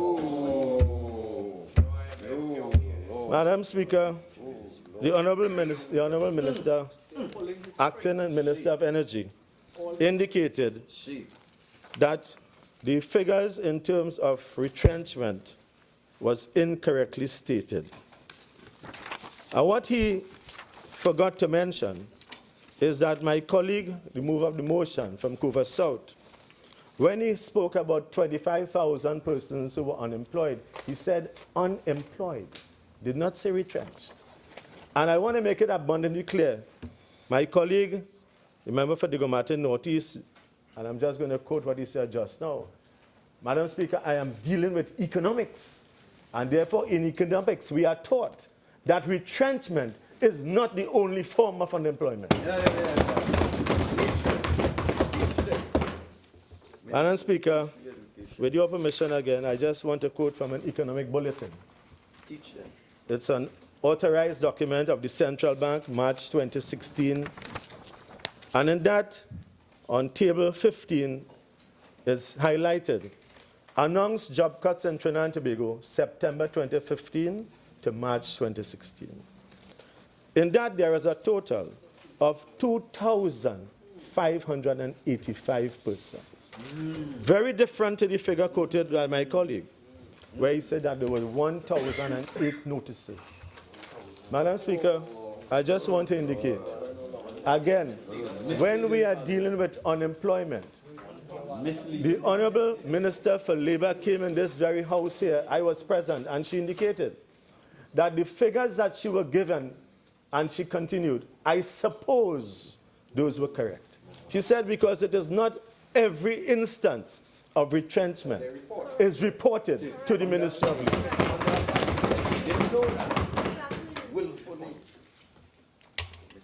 Madam Speaker, having said that, I just want to give some data. Again, with your permission, this is a monetary policy report, November 2016 of the Central Bank. And it talks about retrenchment notices by sectors. And the highest sectors for that period of April 2016 to September 2016 were found 34% in petroleum and other mining industries, followed by 25% in manufacturing and so on and so on. But you know, Madam Speaker, in responding again to my colleague, member for the Gomata Northeast, Minister of Finance, Acting Minister of Energy, and now leader of the government business in the House, he indicated that one of the things that his government is attempting to do is to assist manufacturers to penetrate market in Central and South America. Madam Speaker, I want to ask the question, how are we going to get foreign exchange if they can't get foreign exchange to develop their business? And therefore, that is it's a false argument. You want to help the manufacturers locally? How are you going to help them? They have been begging and asking. And therefore, I come back to the substantive motion, which speaks really about unemployment, Madam Speaker. Madam Speaker, while I thank you for acknowledging me and allowing me to participate in this debate, I want to tell you that it gives me very little pleasure to speak on this motion. It gives me little pleasure, Madam Speaker, because at this time, many of our citizens are feeling deep pain, grief, hopelessness, and stress. Many citizens are finding it difficult to eke out a living.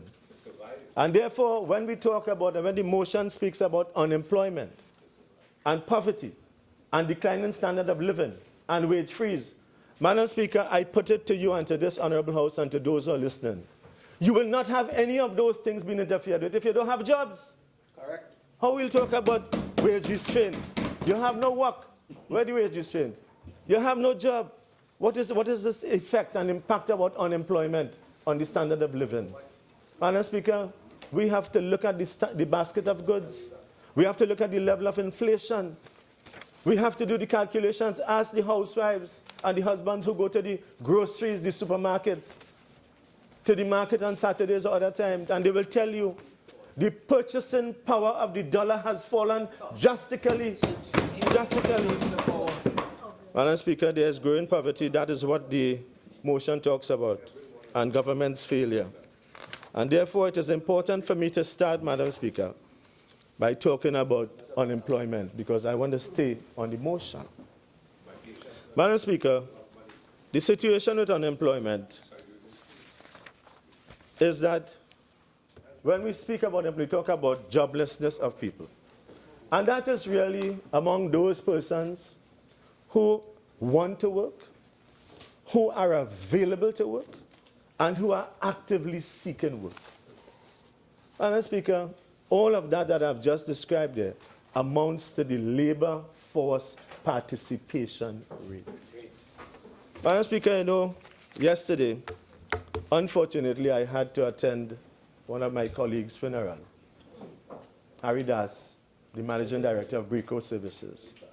And when we attend those services and funeral services like those, and when you go to the wake and so on, we often go and say, what is the correct thing to say when you go? I am here to extend my condolences. I know how you feel. Madam Speaker, you would know. You really don't know how it feels until it happens close to you. And therefore, Madam Speaker, when you don't have a job, and when you have to look at your wife and your children who are unable to have something to eat, to go to the places that they normally will go, then you understand what this is. And that is why I said earlier on that it causes me little satisfaction to have to engage in a debate on a sense of hopelessness.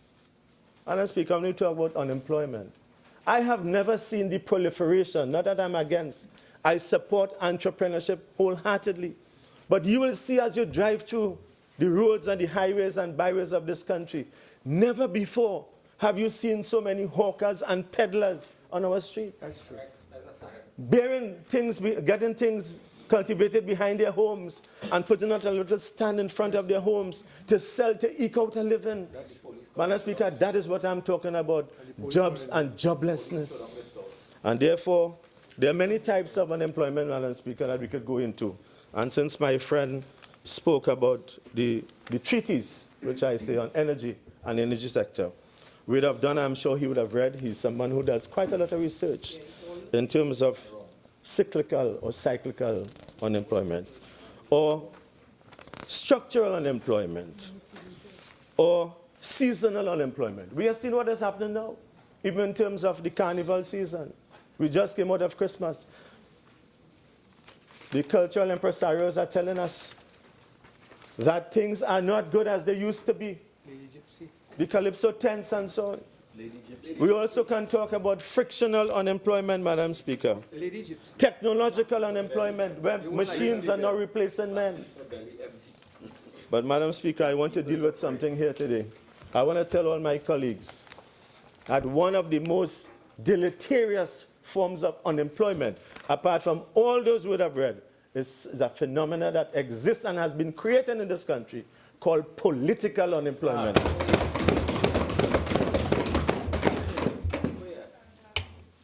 Madam Speaker, somebody asking when it started. It started way back since 1956.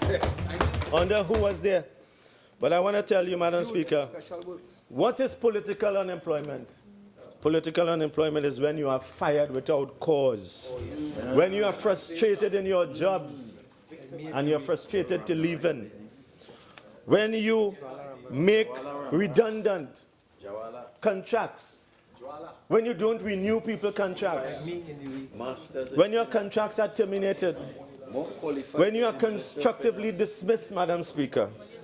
Madam Speaker, you lose your job if your leader or the leader of the country or a decision maker says, when I say you come it. And when I say you go it. Madam Speaker, I want to say that sometimes people lose their jobs because of deliberate trumped-up charges. I want to tell you of a famous line, Madam Speaker, and I remember this very well. And my friend from the Gomartin Northeast will also remember this. Some people would have lost their jobs politically because of a statement such as this. We recognize the significant contributions you have made to the organization. However, because of a change in the strategic direction, we are unable to allow you to continue in your employment.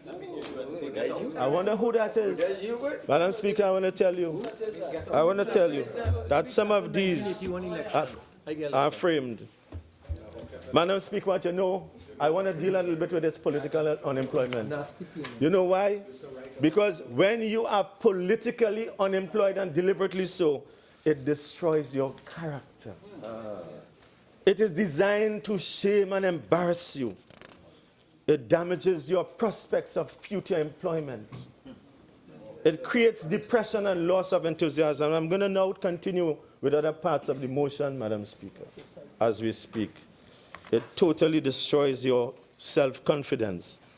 Madam Speaker, there's much that I can say, but I want to go and I want to focus because I indicated, and my treatise really is in terms of all of this thing about unemployment, wage freeze, and standard of living. I could say quite a lot about that.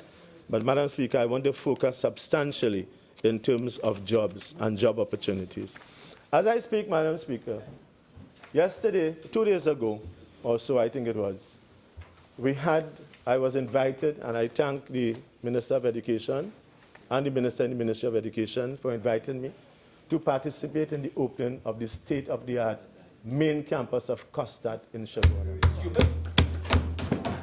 Madam Speaker, at that time, the Minister in the Ministry of Education indicated that there were thousands of persons, and he gave the figures, who wrote the SCA exams and were unable to pass mathematics and English.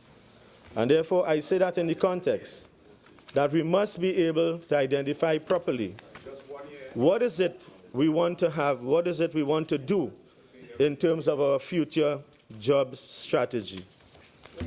Madam Speaker, a lot has been said and a lot continues to be said about jobs. But I ask the question, are we able in this country to be told, to be directed to where the jobs are? What are these jobs of the future? Madam Speaker, I'll show evidence of how there is no data-driven decision when it comes to job and employment in this country. They are just statements as whirlwinds. As a matter of fact, if it is that we have to build a 21st century workforce, what is it that we are equipping our students with, our workers with? What is it are we doing? I indicated where can we really see what this jobs gap is all about. And it is not sufficient for us to simply say that we have created quite a lot of jobs. Give us the evidence of the creation of those jobs. Tell us where. We still have, through the 9th EDF, a building at the University of the West Indies, which we constructed to facilitate jobs and job data, called the CWRD, the Center for Workforce Research and Development, that is still not occupied and populated. Madam Speaker, I quoted just now from statistics in terms of data, in terms of retrenchment, in terms of unemployment. And the very institutions which were condemned when we were in government are the institutions that are providing statistics to the government of the Republic of Trinidad and Tobago. I want to take this opportunity to congratulate the former Minister of Planning and Sustainable Development, all those who are employed in the CSO, and all those who are employed in the Central Bank for providing us with that opportunity of information. My colleague from Digomata Northeast talked extensively about the energy sector. And there are opportunities for job and job creation in places that are very close to us, such as in Guyana, where ExxonMobil is now drilling oil, and in Suriname. And therefore, we have the opportunity through the Ministry of Education to expand the reaches of the NESC if we wanted to create jobs and job opportunities. Madam Speaker, as I talk about the NESC, I want to remind members that one of the strategies for jobs and job creation came from the Minister of Labour. And the Minister of Labour, upon the dismissal of hundreds of workers from ArcelorMittal, went to the NESC and started something called a jobs fair. Madam Speaker, at that time it was stated that the jobs fair was a one-stop job fair. Well, Madam Speaker, it was actually that. In truth, I didn't believe it. It started for once, it ended, and it never got going again. Madam Speaker, I want to indicate that one of the strategies for job creation under this government, as again stated by the Honourable Minister of Labour, was that Canada was looking for truck drivers. And the information that we have, the Honourable Minister of Labour came and said that there were approximately 35,000 truck drivers that Canada was looking for, and that the company was coming to Trinidad in December to meet with the ministry. I suspect it's December gone. To speak with the Minister of Labour and the Ministry of Labour to see what could be done. Madam Speaker, you and I and everybody in this House knows, driving truck in Trinidad is not driving truck in Canada. And it's different weather conditions. And Madam Speaker, I want to also tell you, my research indicates that the agency that was coming to Trinidad is an agency and not of the government of Canada. And when you look, I have the data before me here. When you look at the data from the Immigration Department, that skill is not one of those that have been highlighted as in strong demand. without having to go into much of the details, since the Honorable Minister and the government in charge now were looking to create employment out of Canada for those from Trinidad and Tobago, I suspect what I should also do is to assist the Minister of Labour by referring her to an article in the Miami Herald newspaper of the 5th of September 2015, which indicated, 2016, which indicated that needed now and in the next 10 years were thousands of construction workers, carpenters, masons, electricians, plumbers, roofers, all of these. Madam Speaker, all of those are persons who we have been graduating in large numbers in Trinidad and Tobago. Through the Metal Industries Company, led, we have our former chairman, Dr. David Lee. Through the NESC, through YTEP, all of those. But Madam Speaker, I want to suggest in terms of the way forward. And let me just indicate, as I was saying, before I get to the way forward, that very often we are told about technological developments. We hear about creativity at the individual level. We are often boasting about innovation at the organizational level. And we're talking that both of those will have wealth creation for our country. And in terms of technology, we would have heard right here in the presentation of the member for Digomati Northeast, Minister of Finance, that there is going to be, the laptop program will continue for all forms in secondary schools, as opposed to every individual. But guess what, Madam Speaker, and I want to make reference to it, that in the allocation under head, sorry. Remember the text of the motion. Yes, sure. So if you could make the link very quickly. Well, Madam Speaker, what I was saying is that very often people lose their jobs through technological developments. And therefore, if we are saying that we want to have technology education, which will empower persons, which will give them a good education and a good life and a good job to get out of the standard of living and poverty, that is what we are talking about. Madam Speaker, I know that you will understand what I'm saying very clearly, like all of us. That when you allocate $1 million under head 26 in the last draft estimates, that is very insufficient to carry out your policy. And therefore, again, we want to examine what is it that we can do in the context of this motion. What is it in terms of education? It is my view that one of the things that we should accentuate in our country at this time is the development of education and skills and competencies. The last time I spoke on a motion, I dealt with drastic cuts, unwarranted cuts to different institutions in our country. Very often reference is made to Singapore, a country that I had the opportunity to visit as well. And you know, Madam Speaker, I want to make a suggestion. And maybe one of the paradigm shifts that we should involve in Trinidad and Tobago is that we should not only see education as a social good, we should see education as an economic good. When you do that, you are going to empower those persons. We talk about universities in our country, and particularly UTT, being an entrepreneurial university. That doesn't come by saying so. That comes by designing the curriculum to respond to the needs of the country. What about our national needs? Where's that list? And in terms of jobs that you have guided me, how will we know what are the jobs available? What will students want to study to gain scholarships through the Ministry of Education for further study? Is it that we have a shortage of neurosurgeons? Maybe so. What other areas and what other fields of study should we be guided? That is what jobs is about. We have to identify a difference between the skills shortage and the skills gap.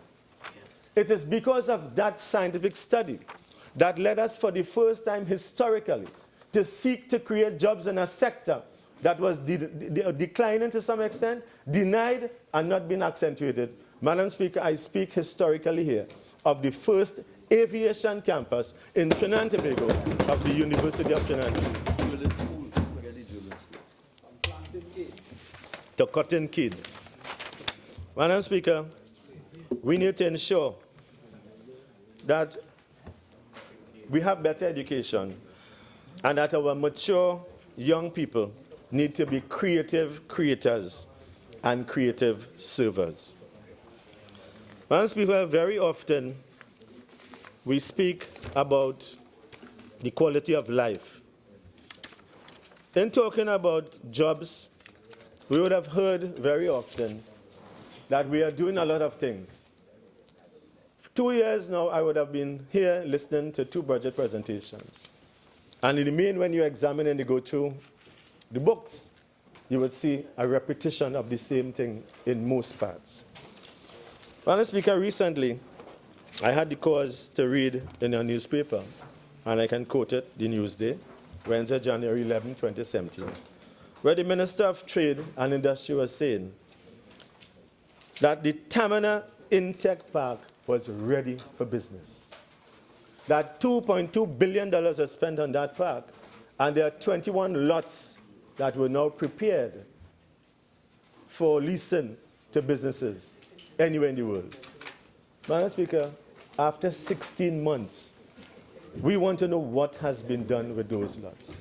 After 16 months, they are saying that 1 lot has been taken, and there's IT jobs available in the Signature building. The question is, how many jobs are those?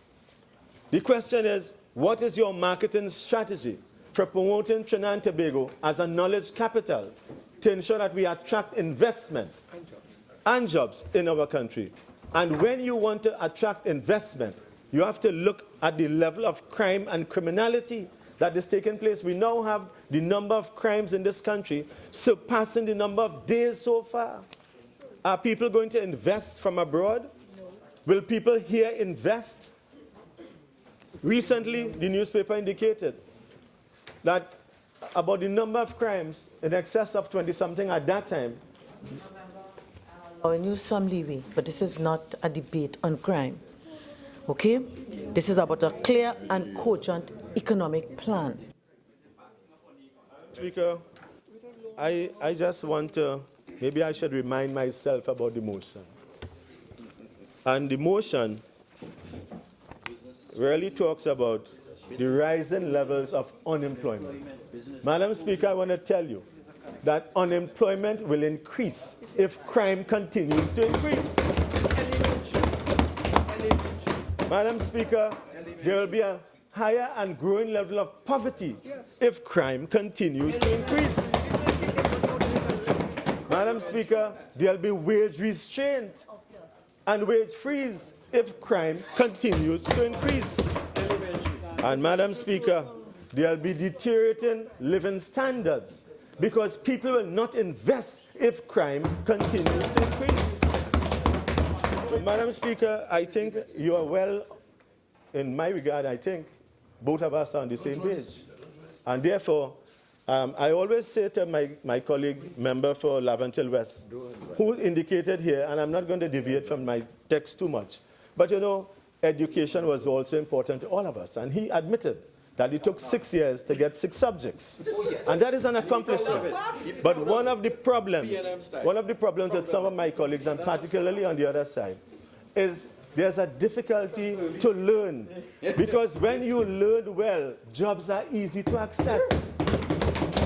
And the problem has always been that when you don't learn, what you become is a TOI.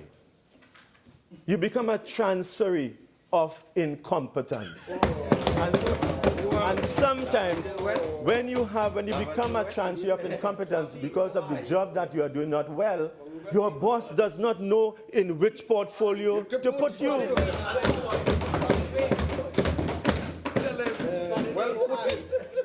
And therefore, Madam Speaker, as we talk about jobs, I just want to indicate, as my friend, colleague, the member for Labre is here, and also Point Fortin was here. Recently, and again I'm taking the lead, so I'm staying on the subject matter of the presentation by the Honourable Minister of Finance, member for Diego Martin Northeast. He was saying The original speaking time is spent. You're entitled to 15 more minutes. Yes, thank you. Thank you very much, Madam Speaker. And I'm going to stay on jobs and the economy and the quality of life. Madam Speaker, I was just about to say that my colleague from Labre, member for Labre, was talking about the fact that the Juniper platform, BP's Juniper platform, was constructed. And Minister of Finance, Acting Minister of Energy indicated that we'll soon have the Angelin project. The question really is, when will that Angelin project be commissioned, be approved? And he might indicate that's a BP decision, yes, but I'm sure that the government of Trinidad and Tobago will have some role to play, and I listened to him on the television. But the point I'm making to you is both members of Parliament for Labre and Point Fortin indicated to the newspaper that they had a concern as well that now that the Juniper project, and I want to indicate the Juniper project was built as well, not only with local assistance, but graduates from the NESC from Labre and Point Fortin. And the question that the member for Labre was asking, Madam Speaker, was, what will happen to jobs now that the Juniper project is completed? And she's absolutely correct representing her people. And so are all of we. We want to know what will happen to jobs. People's contracts in the various ministries are not being renewed. Right here, is it OJT received or is it OJT deceived? OJT present. Because OJTs were also present on that platform as persons who were employed. But they were promised in the first budget presentation of this government that they were going to be increased in stipends.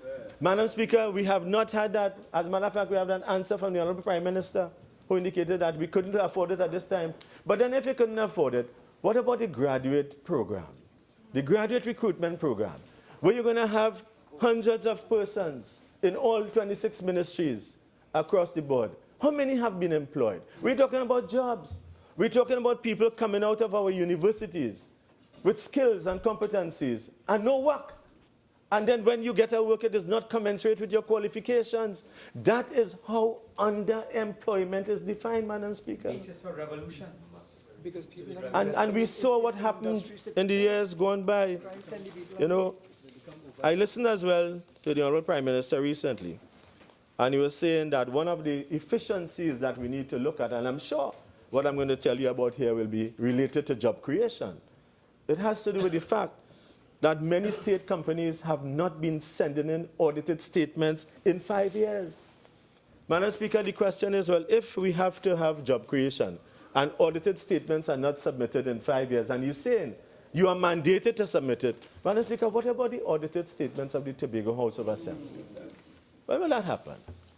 And therefore, while that is not directly on the motion, it has to do with jobs, and I'll tell you why.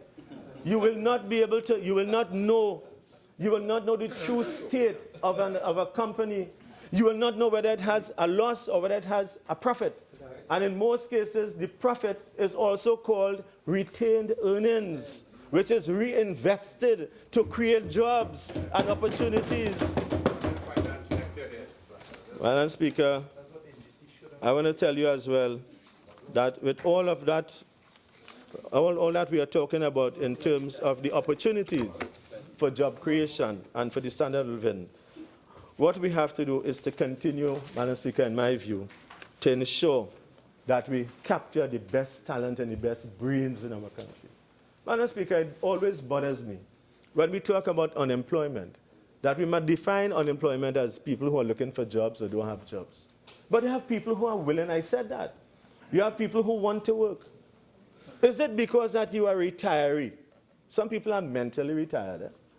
Is it because that you are a retiree that you don't have a contribution to make? Madam Speaker, that is what the apprenticeship system, and I mean no offense to anybody, I'm speaking about jobs, Madam Speaker. There was a columnist who said that there were a number of persons on the other side who might be categorized as apprentices, but apprentices are a good thing. It's a good thing because you learn well from the Meister, and that is based on the German system of apprenticeship. And Madam Speaker, I want to indicate, and maybe one of the things that we need to do, is to see to what extent industry and education can articulate very easy. Madam Speaker, as we talk about jobs and unemployment, you also have to have the proper mindset. Benjamin Bloom, famous education psychologist, would have been noted for talking about the taxonomies in terms of the cognitive domain, the knowledge, in terms of the psychomotor skills or the psychomotor domain, in terms of the doing, but very importantly, in terms of the affective domain, which really is in terms of the heart. Madam Speaker, I've mentioned before, and I say again, that it is one thing for us to have competencies, to have certification, but sometimes people have a lot of paper that say they write exam and they pass, but certification is not the same as qualification. Certainly, just as schooling is not the same as education. Madam Speaker, we have been advised very often about the importance of education. Even the mighty Sparrow has spoken in his calypso about education being the foundation of our nation. And therefore, as we speak on this motion, it is very clear that the government in charge of this country has failed on all counts in this motion. Absolutely. And from all that I would have said, the evidence suggests, and it is clear. As a matter of fact, Madam Speaker, as we talk on the motion, and you have guided me to stay, and I want to stay there. When we were in government, there were thousands of items that we removed from the VAT list. Madam Speaker, I'm asking for some reconsideration. The Minister of Finance is here, fortunately sitting at the top of the table. Whether we could go back and review this and do a survey, a household survey of living conditions, and see to what extent we'll be able to assist people. Madam Speaker, how much more time do I have? 3:59. Okay, so everybody. Thank you very much, Madam Speaker. And therefore, as we talk about jobs and unemployment, Madam Speaker, the Honourable Minister of Finance indicated in his presentation that we're able to secure so many jobs in the public service. We have the Couva Children's Hospital that is still not opened. We await the opening, and it is not for want of doctors, I'm sure. Because if we have an advertisement for persons to apply to be medical doctors, you'll be able to have a plethora, an overwhelming amount. As a matter of fact, Madam Speaker, as we talk about jobs and opportunities, from the El Dorado Nurses Training Academy and Allied Health, hundreds of nurses are being trained. And many of them are looking for jobs. We started as well something called OJT Medical. Madam Speaker, you know what that was? Because we did not have the capacity to accept all the students who were adequately matriculated and qualified to enter university, we thought that rather than keep them at home idle, we will pay them through the OJT program to work in the hospitals, the health centers, the clinics. The professors have since told us that those students enter as better students than those who came straight from school. That is what it is. But jobs, you know, I told you earlier on, Madam Speaker, about unemployment, and I akin that to when somebody passes away. When you have no job, the old people used to say, when you have money in your pocket, you have friends. When you have no money, all of them just leave you. And that is something that we go through, and that is something that we must ensure that as far as possible, we do not revisit the situation. And therefore, I want to come back to this position. I mentioned earlier on opportunities for job creation. We are now expanding. We have the Juniper platform. Honorable Minister of Finance, Acting Minister of Energy indicated that they were on a mode of increasing production. He spoke extensively about Petrotrin, about the viability of Petrotrin, which in our minds and the public minds, and the evidence is there, has been substantially damaged and destroyed because of the past WGTL and millions of dollars. Madam Speaker, every time you drive on that highway near to Pointe-à-Pierre, by the gate of Petrotrin, you must look to the right if you're going south, or look to the left if you're going north, and you will see hundreds of millions of dollars in concrete and steel doing nothing. And therefore, those were jobs we could have created. Had we continued with that building, people would have been working in there. We have the drilling school for the first time. Acting Minister of Energy spoke about the history of oil and gas in this country. We acknowledge that. We honor that. We are proud of it. But for the first time, under our administration, a drilling school started. And again, I'm saying that we have opportunities from here, job creation, not only in terms of Trinidad and Tobago, but our neighboring countries right here in Guyana and in Suriname. We had visits from Ghana, from Uganda, from Nigeria, where persons were being trained. That is how you create jobs. I want to also say I look forward. The principal of the St. Augustine campus indicated that in August of this year, Minister of Education did say so too, that it was entirely up to the University of the West Indies, the Penal DB campus. And we acknowledge that, Minister of Education. And he indicated that they had all the money. We knew that. We gave them the money. And thankfully, the principal now goes on the newspaper and says, in answer to our several questions, that in August of 2017, the campus will open for students for the first time. Madam Speaker, in terms of this motion, that is what is going to happen in terms of the demonstration effect, the backward and forward linkages of job creation. Madam Speaker, in terms of the forward linkages, and just for the benefit of my friends who may want to respond, but I want to make sure that they understand the terminology correctly. That the forward linkage industry is one where the output of one leads to the establishment of another. And I hope that they're listening, because sometimes we have a tendency to drop asleep. And not only that, take in a lot more air than we require. But in addition to that, a backward linkage industry is where the needs of one industry leads to the establishment of another one. Madam Speaker, on this motion, again, even though my colleague, and I commend my colleague, MP for Vancouver South Indarsingh, for bringing this motion, it is long beyond the time, because people have been suffering. As a matter of fact, Madam Speaker, we are being told and reminded by some people of the faith that what is happening in our country is when you deal with the devil like Carnival, you have to pay the devil. And it's almost like a cloud hanging over this country, preventing us from emerging. But I want to tell you, I believe in the resilience of our people, that we will rise again. We'll rise again very soon, and this country will continue on a path of prosperity. Madam Speaker, I suspect my time is about a minute and a half, so before I end, I want to tell you, I want to thank you for the opportunity. But I also want to end on some words of a colleague of mine, continues to be a good friend. And it goes back for about 30 years, maybe, when he brought the lyrics to the stage of Trinidad and Tobago. And he reminds me of what is happening. Captain, the ship is sinking. And like nobody knows what is happening. And we cannot look for any direction for this captain. Madam Speaker, this motion I support wholeheartedly. And this government doesn't have a plan to rescue Trinidad and Tobago. I thank you.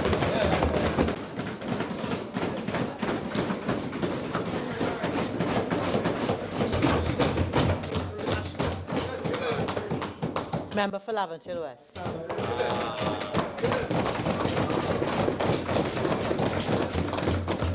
Thank you very warmly, Madam Speaker, for recognizing me to make a short contribution in this very stimulating debate.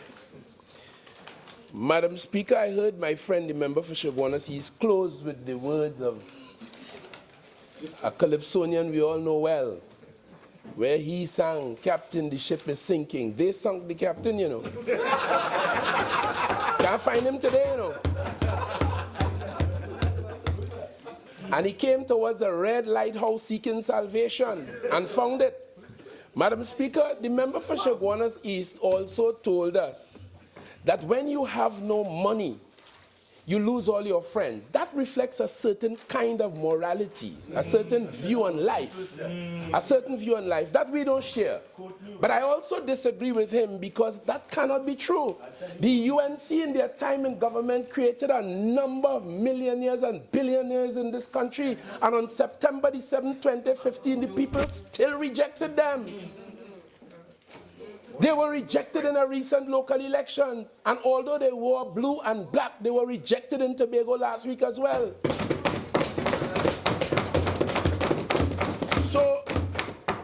So bad was their rejection, they were thrown out of Rienzi complex. They are now homeless and poor, and that, I suspect, is the reason for this motion. Estacio, introduction, and therefore I'll guide you back to the words of the motion. I'm obliged. I'm obliged. I'm obliged, Madam Speaker. Madam Speaker, the motion raises concepts such as, and I'm quoting from it, rising levels of unemployment, growing poverty, deteriorating standards of living, imposition of wage restraint / wage freeze, and these are having a very adverse effect on the working people. It condemns the government for its failure to deal with current unemployment challenges. Let me begin, Madam Speaker, by complimenting the Minister of Finance and the member for Diego Martin Northeast for his response to this nonsense. Let me reject and condemn, on the other hand, the mover of this motion and the last speaker in this House here today. Madam Speaker, I do so because the mover of this motion was a former minister in the Ministry of Finance. He was there when we had the very famous, some might say infamous, Minister of Finance, Senator Larry Hawaii, a man who the public records show was prized out of the chair at the FCB to hold the office of Minister of Finance.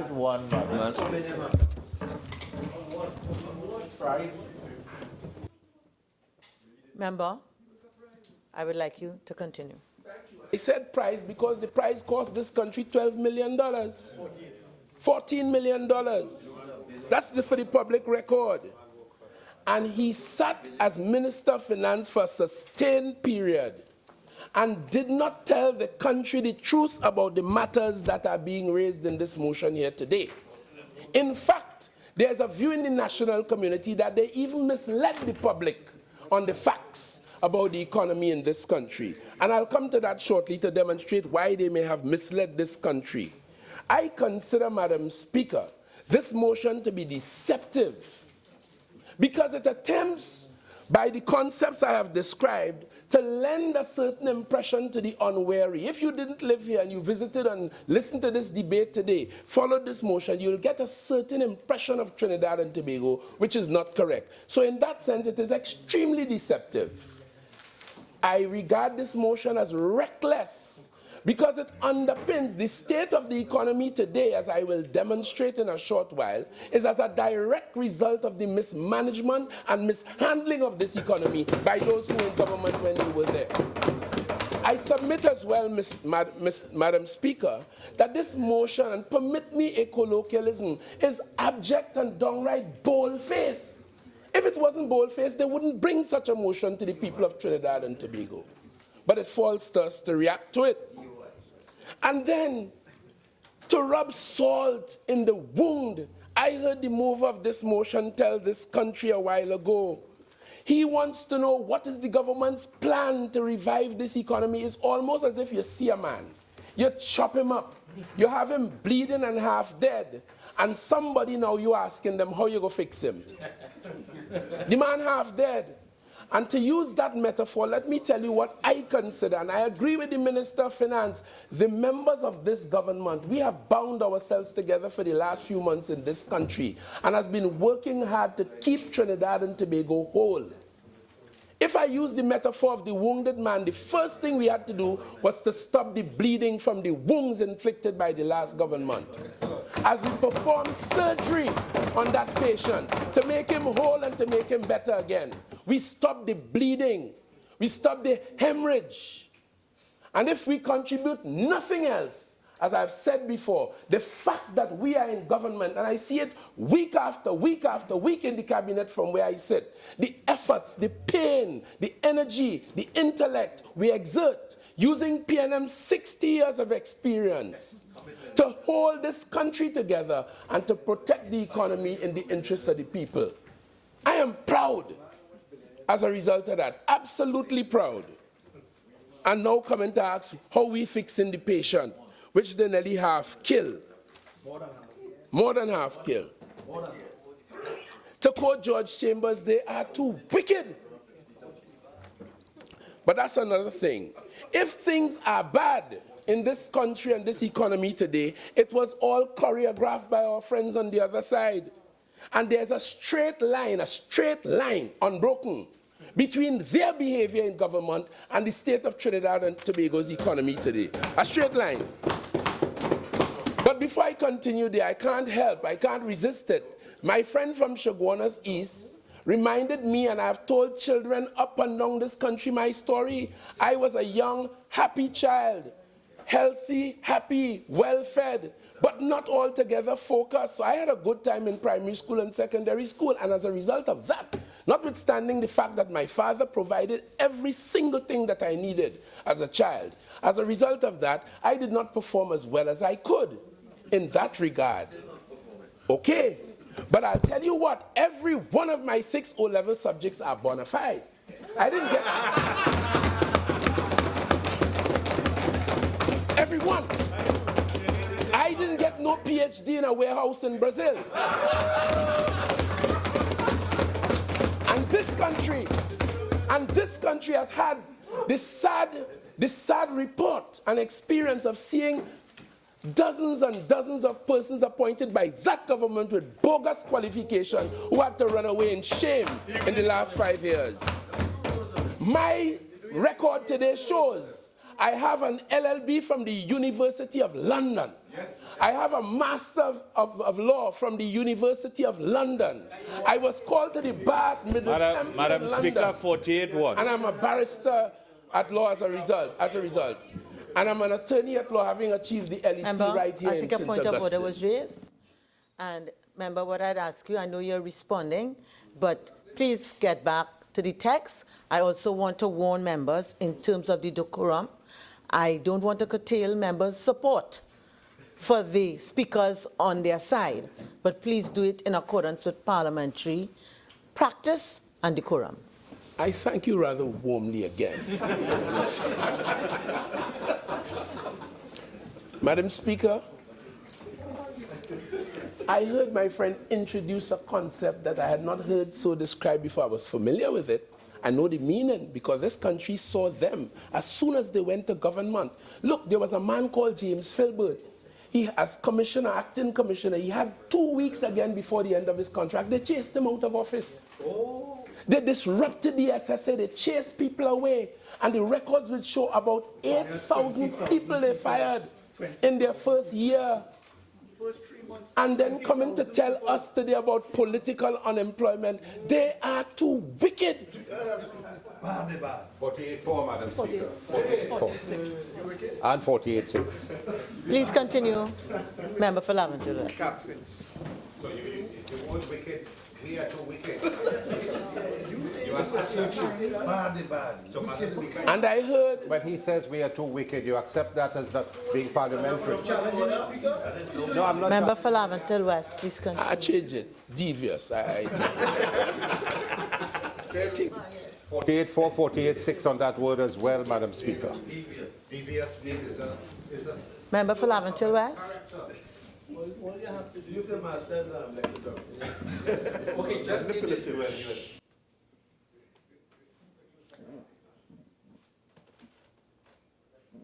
Member for Lavender West. We've just heard your educational qualifications. I'm sure you could find a better one.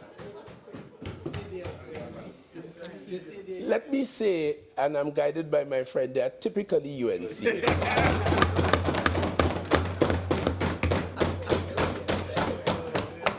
Very much. I know the shame about that too, eh? But Madam Speaker, I heard my friend from Couva South speak about 600 workers or so from ArcelorMittal. I simply want the young people of this country, and for those who might have missed it, to understand that was a private firm in operation, and they had a host of employees, and the issues had nothing to do with the government. That was between a private firm and their employees and their trade union representatives. The Minister of Labour, by virtue of the law under which we operate and the Constitution, acted as a bit of a mediator. We know she put a lot of time and effort to resolve this situation, but it got to where it was. And Madam Speaker, I can't help it. I have to respond. I heard my friend for Chaguanas East get up here a while ago and asked us magically, if you like, or mystically, if you prefer, to open the Children's Hospital in Hoover. Madam Speaker, I recall his leader, a former Prime Minister, one Kamla Prasad Bisesa, went there with great fanfare and a whole entourage of them and opened it on August the 15th, on August the 14th, 2015. He wants us to open it again. And commission it. It's only the UNC that do that.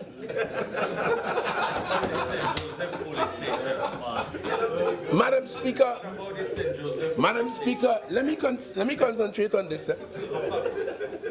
Madam Speaker, the latest CSO published data on unemployment in this country is for the second quarter of 2016, and it reflects that unemployment as at that time was 4.4%. Okay? Those are facts.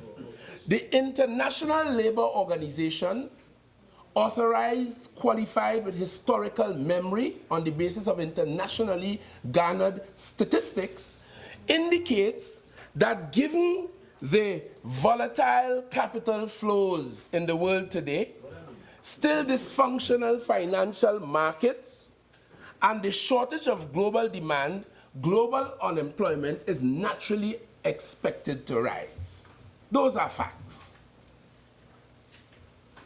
In light of that, the reality is that unemployment in Trinidad and Tobago has not been rising in the way that this motion seeks to deceitfully underpin or suggest.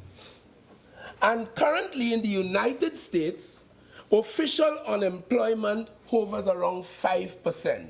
On all those tests, Madam Speaker, it is not as bad in Trinidad and Tobago as the mover of this motion attempted to portray it.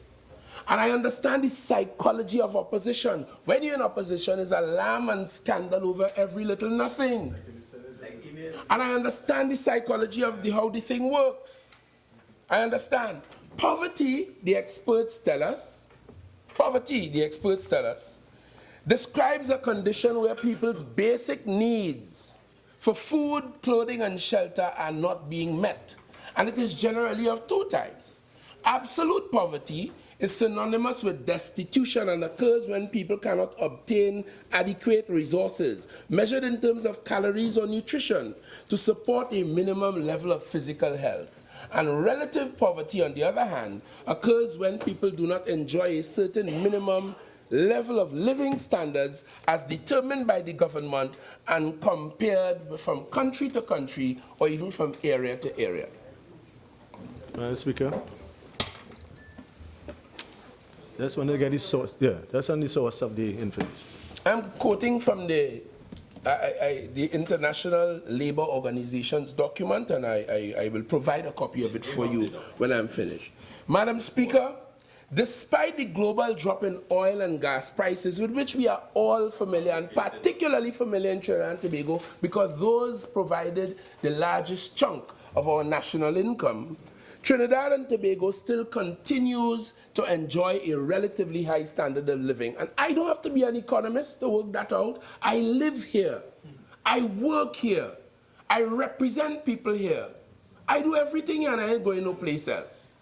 And I can tell you something, I haven't seen people around Trinidad and Tobago looking haggard and hungry as I've seen in other parts of the world where real poverty exists.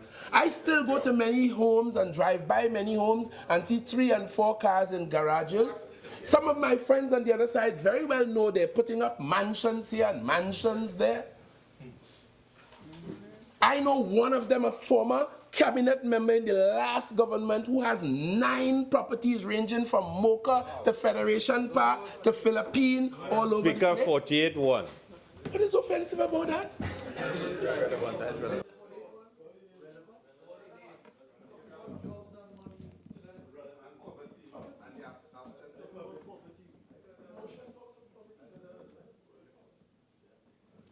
Continue, Laventille West. I thank you warmly again, Madam Speaker.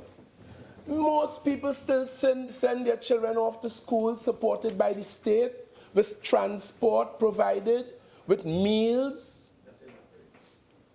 Children are still allowed in this country to get involved in extracurricular activities. So it is not as bad as this motion tries to make it, but they would like to see a state of poverty and deprivation and joblessness and mayhem and bloodshed and murders and crime. They'd like to see that because that's the environment in which they believe they can get a toe into government again, but you will stay right there. Speaker is insinuating negative things to the members on this side that we would like to see murders. That is wrong, Madam Speaker. I want you to correct him, please. Standing order. 48-6. 48-6. And that would be imputing improper motives.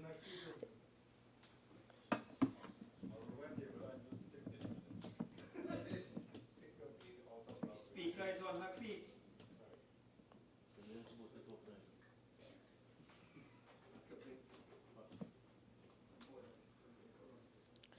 Okay.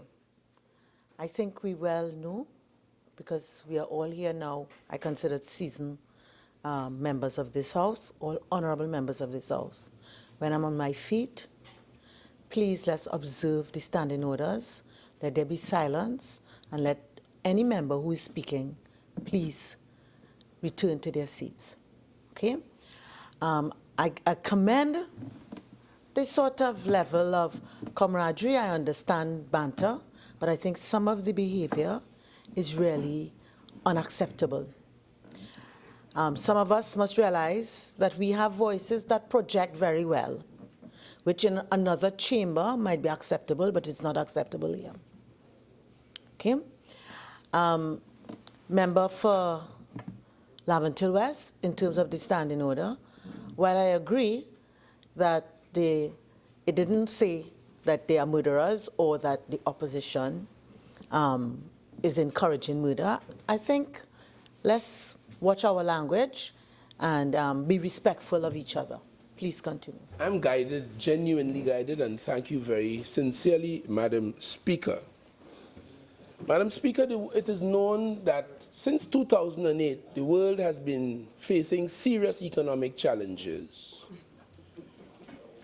The interbank market collapse and the entire when that occurred, the entire industrialized world was thrown into crisis, the worst since the Second World War, they say. Investment collapsed and real estate prices fell.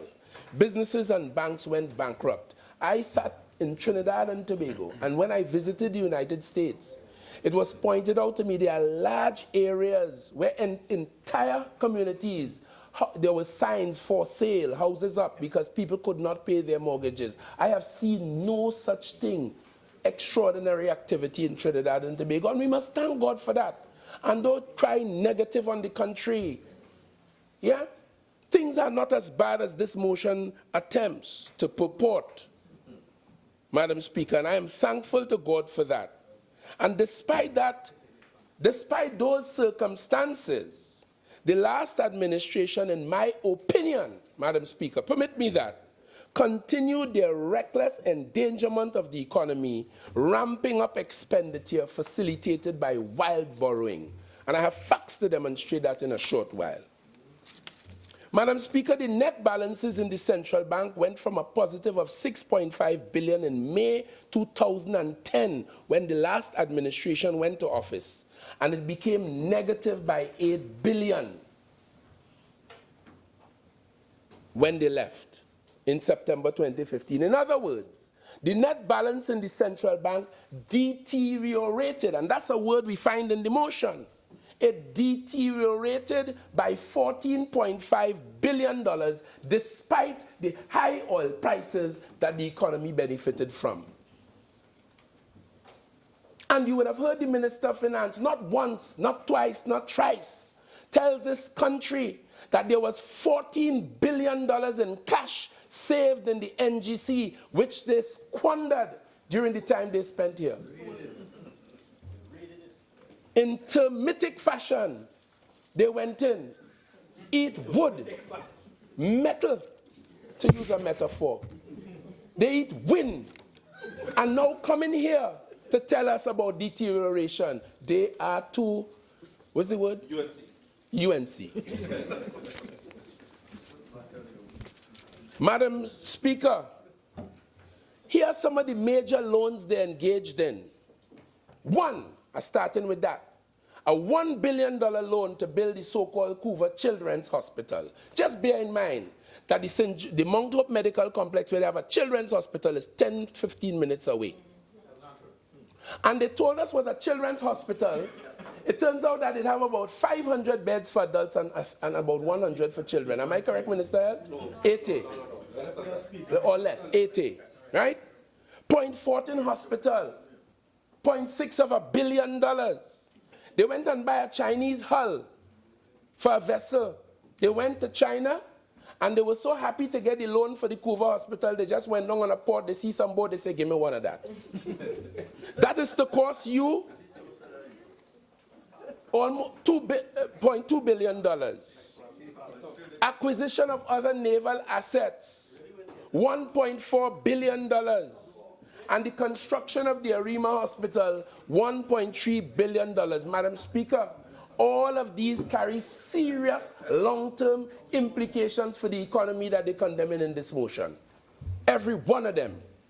And that's only part of the story. When you review the economy, Madam Speaker, you will see the deficit in 2011 was $2.2 billion. In 2012, $4.4 billion. In 2013, $5.9 billion. In 2014, $4.4 billion. In 2015, $2.7 billion. And in 2016, $7.3. Madam Speaker, I heard one of my colleagues on the other side, when the Minister of Finance was telling us, reminding us what a powerful performance this government is putting in to manage the servicing of the state, to keep the lights going, the roads, the police, the schools, the hospitals, and all other things, the social programs, education, health, all of that. No major job losses and all of that. When the Minister of Finance was reminding us of that, I heard somebody on the other side saying, but you're borrowing, you're borrowing. Yes, we are borrowing because we have to borrow because it has none in the Treasury again to use. We even had to go into the Heritage and Stabilization Fund to the tune of 2.5.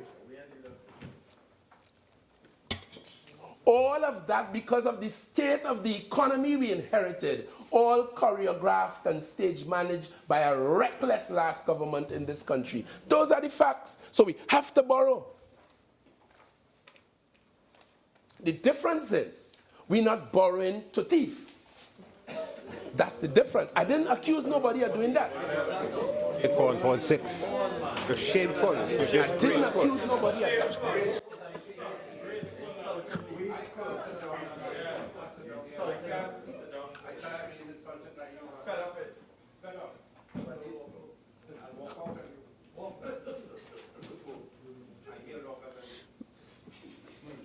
Member for Carinese, please.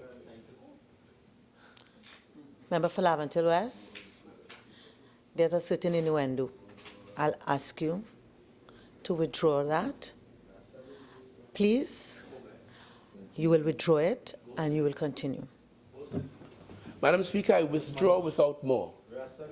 I withdraw without more. I withdraw. Madam Speaker, revenue increased from $47.5 billion in 2011 to a high of $58.4 billion in 2014. Yet they continue to run large deficits every year. And net public sector debt, and I want the country to hear this, net public sector debt. 48.1. Relevance. Member for Laventille West, please continue. Thank you so warmly, Madam Speaker. Net public sector debt rose from $48.4 billion in September 2011 to $76.5 billion in September 2015, an increase by $28.1 billion. Yeah? And if one were to add the increased loans to the deterioration of government current balance of $14.5 billion, then it's a total of $42.6 billion. And what is this government doing about rising unemployment? We drafted, for the sake of this nation, our colleague from Caroni Central was a part of this. It was led not by a government minister, but by a captain of industry called Arthur Lockjack in this country. We put together a whole host of experts from the University of the West Indies all over in every discipline, captains of industry. As a member from UE, the member for Caroni Central was there. A document called Vision 2020 for the benefit of this country. We did that at great public time and expense. Now that we are in government again, we realize that we lost 5 years of that lofty ambition to take this country to developed country status. So we refurbished it and improved it, made it current and relevant, and we now have Vision 2020. That's what we do. 2030. That's what we do. They cost us 5 years of development in this country, warped the economy permanently. But we will do the best we can. And the development goals for 2030 are as follows, Madam Speaker. Putting people first, nurturing our greatest asset, the human being in Trinidad and Tobago. That was what GATE was all about. It still exists. Notwithstanding the challenges that the economy faces, we still manage, we tapered it a bit, made some adjustments, but in the main, GATE is still available to the nation's children. And many other things, and for many other things. So, putting people first. Promoting governance and service excellence. Good governance. And as I told you, I can't carry you in the cabinet room, but week after week, when I see the pains that our leader and my colleagues, I could give you examples, undergo to make sure that we don't waste 1 cent of public money and don't repeat the mistakes of the recent past. I am PNM and I am proud to be part of this government. And I promise, just as hard as others work to rip this country off and rape this country, we will work equally hard. I said others. I said others. Okay.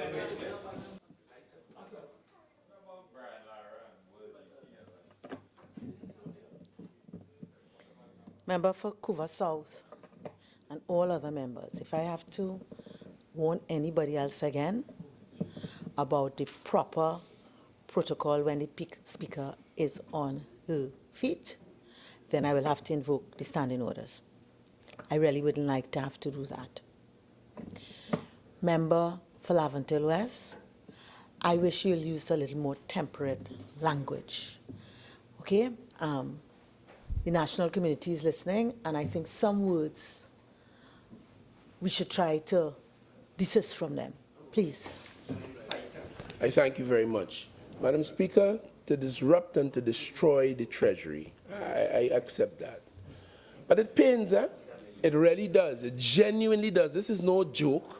It does, because to listen to some persons in this country, including parliamentarians, come to talk about poverty and the economy and all of that, in the face of what we saw and what nobody spoke about.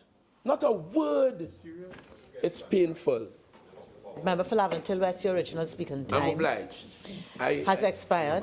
Might I ask, you have 15 more minutes, how much longer you would be? Because Every one of those. Okay, so might I suggest we take the suspension now, and your 15 minutes will commence after tea. We will return here at 5 o'clock.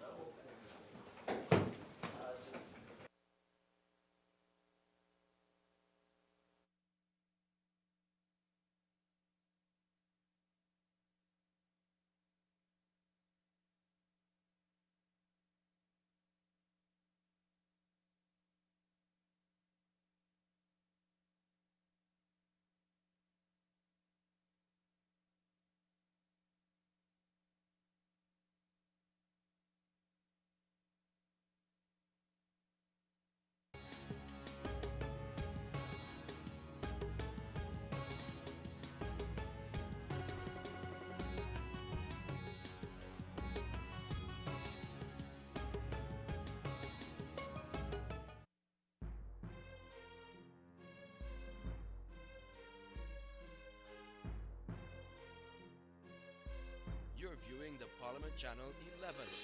Also broadcasting on 105.5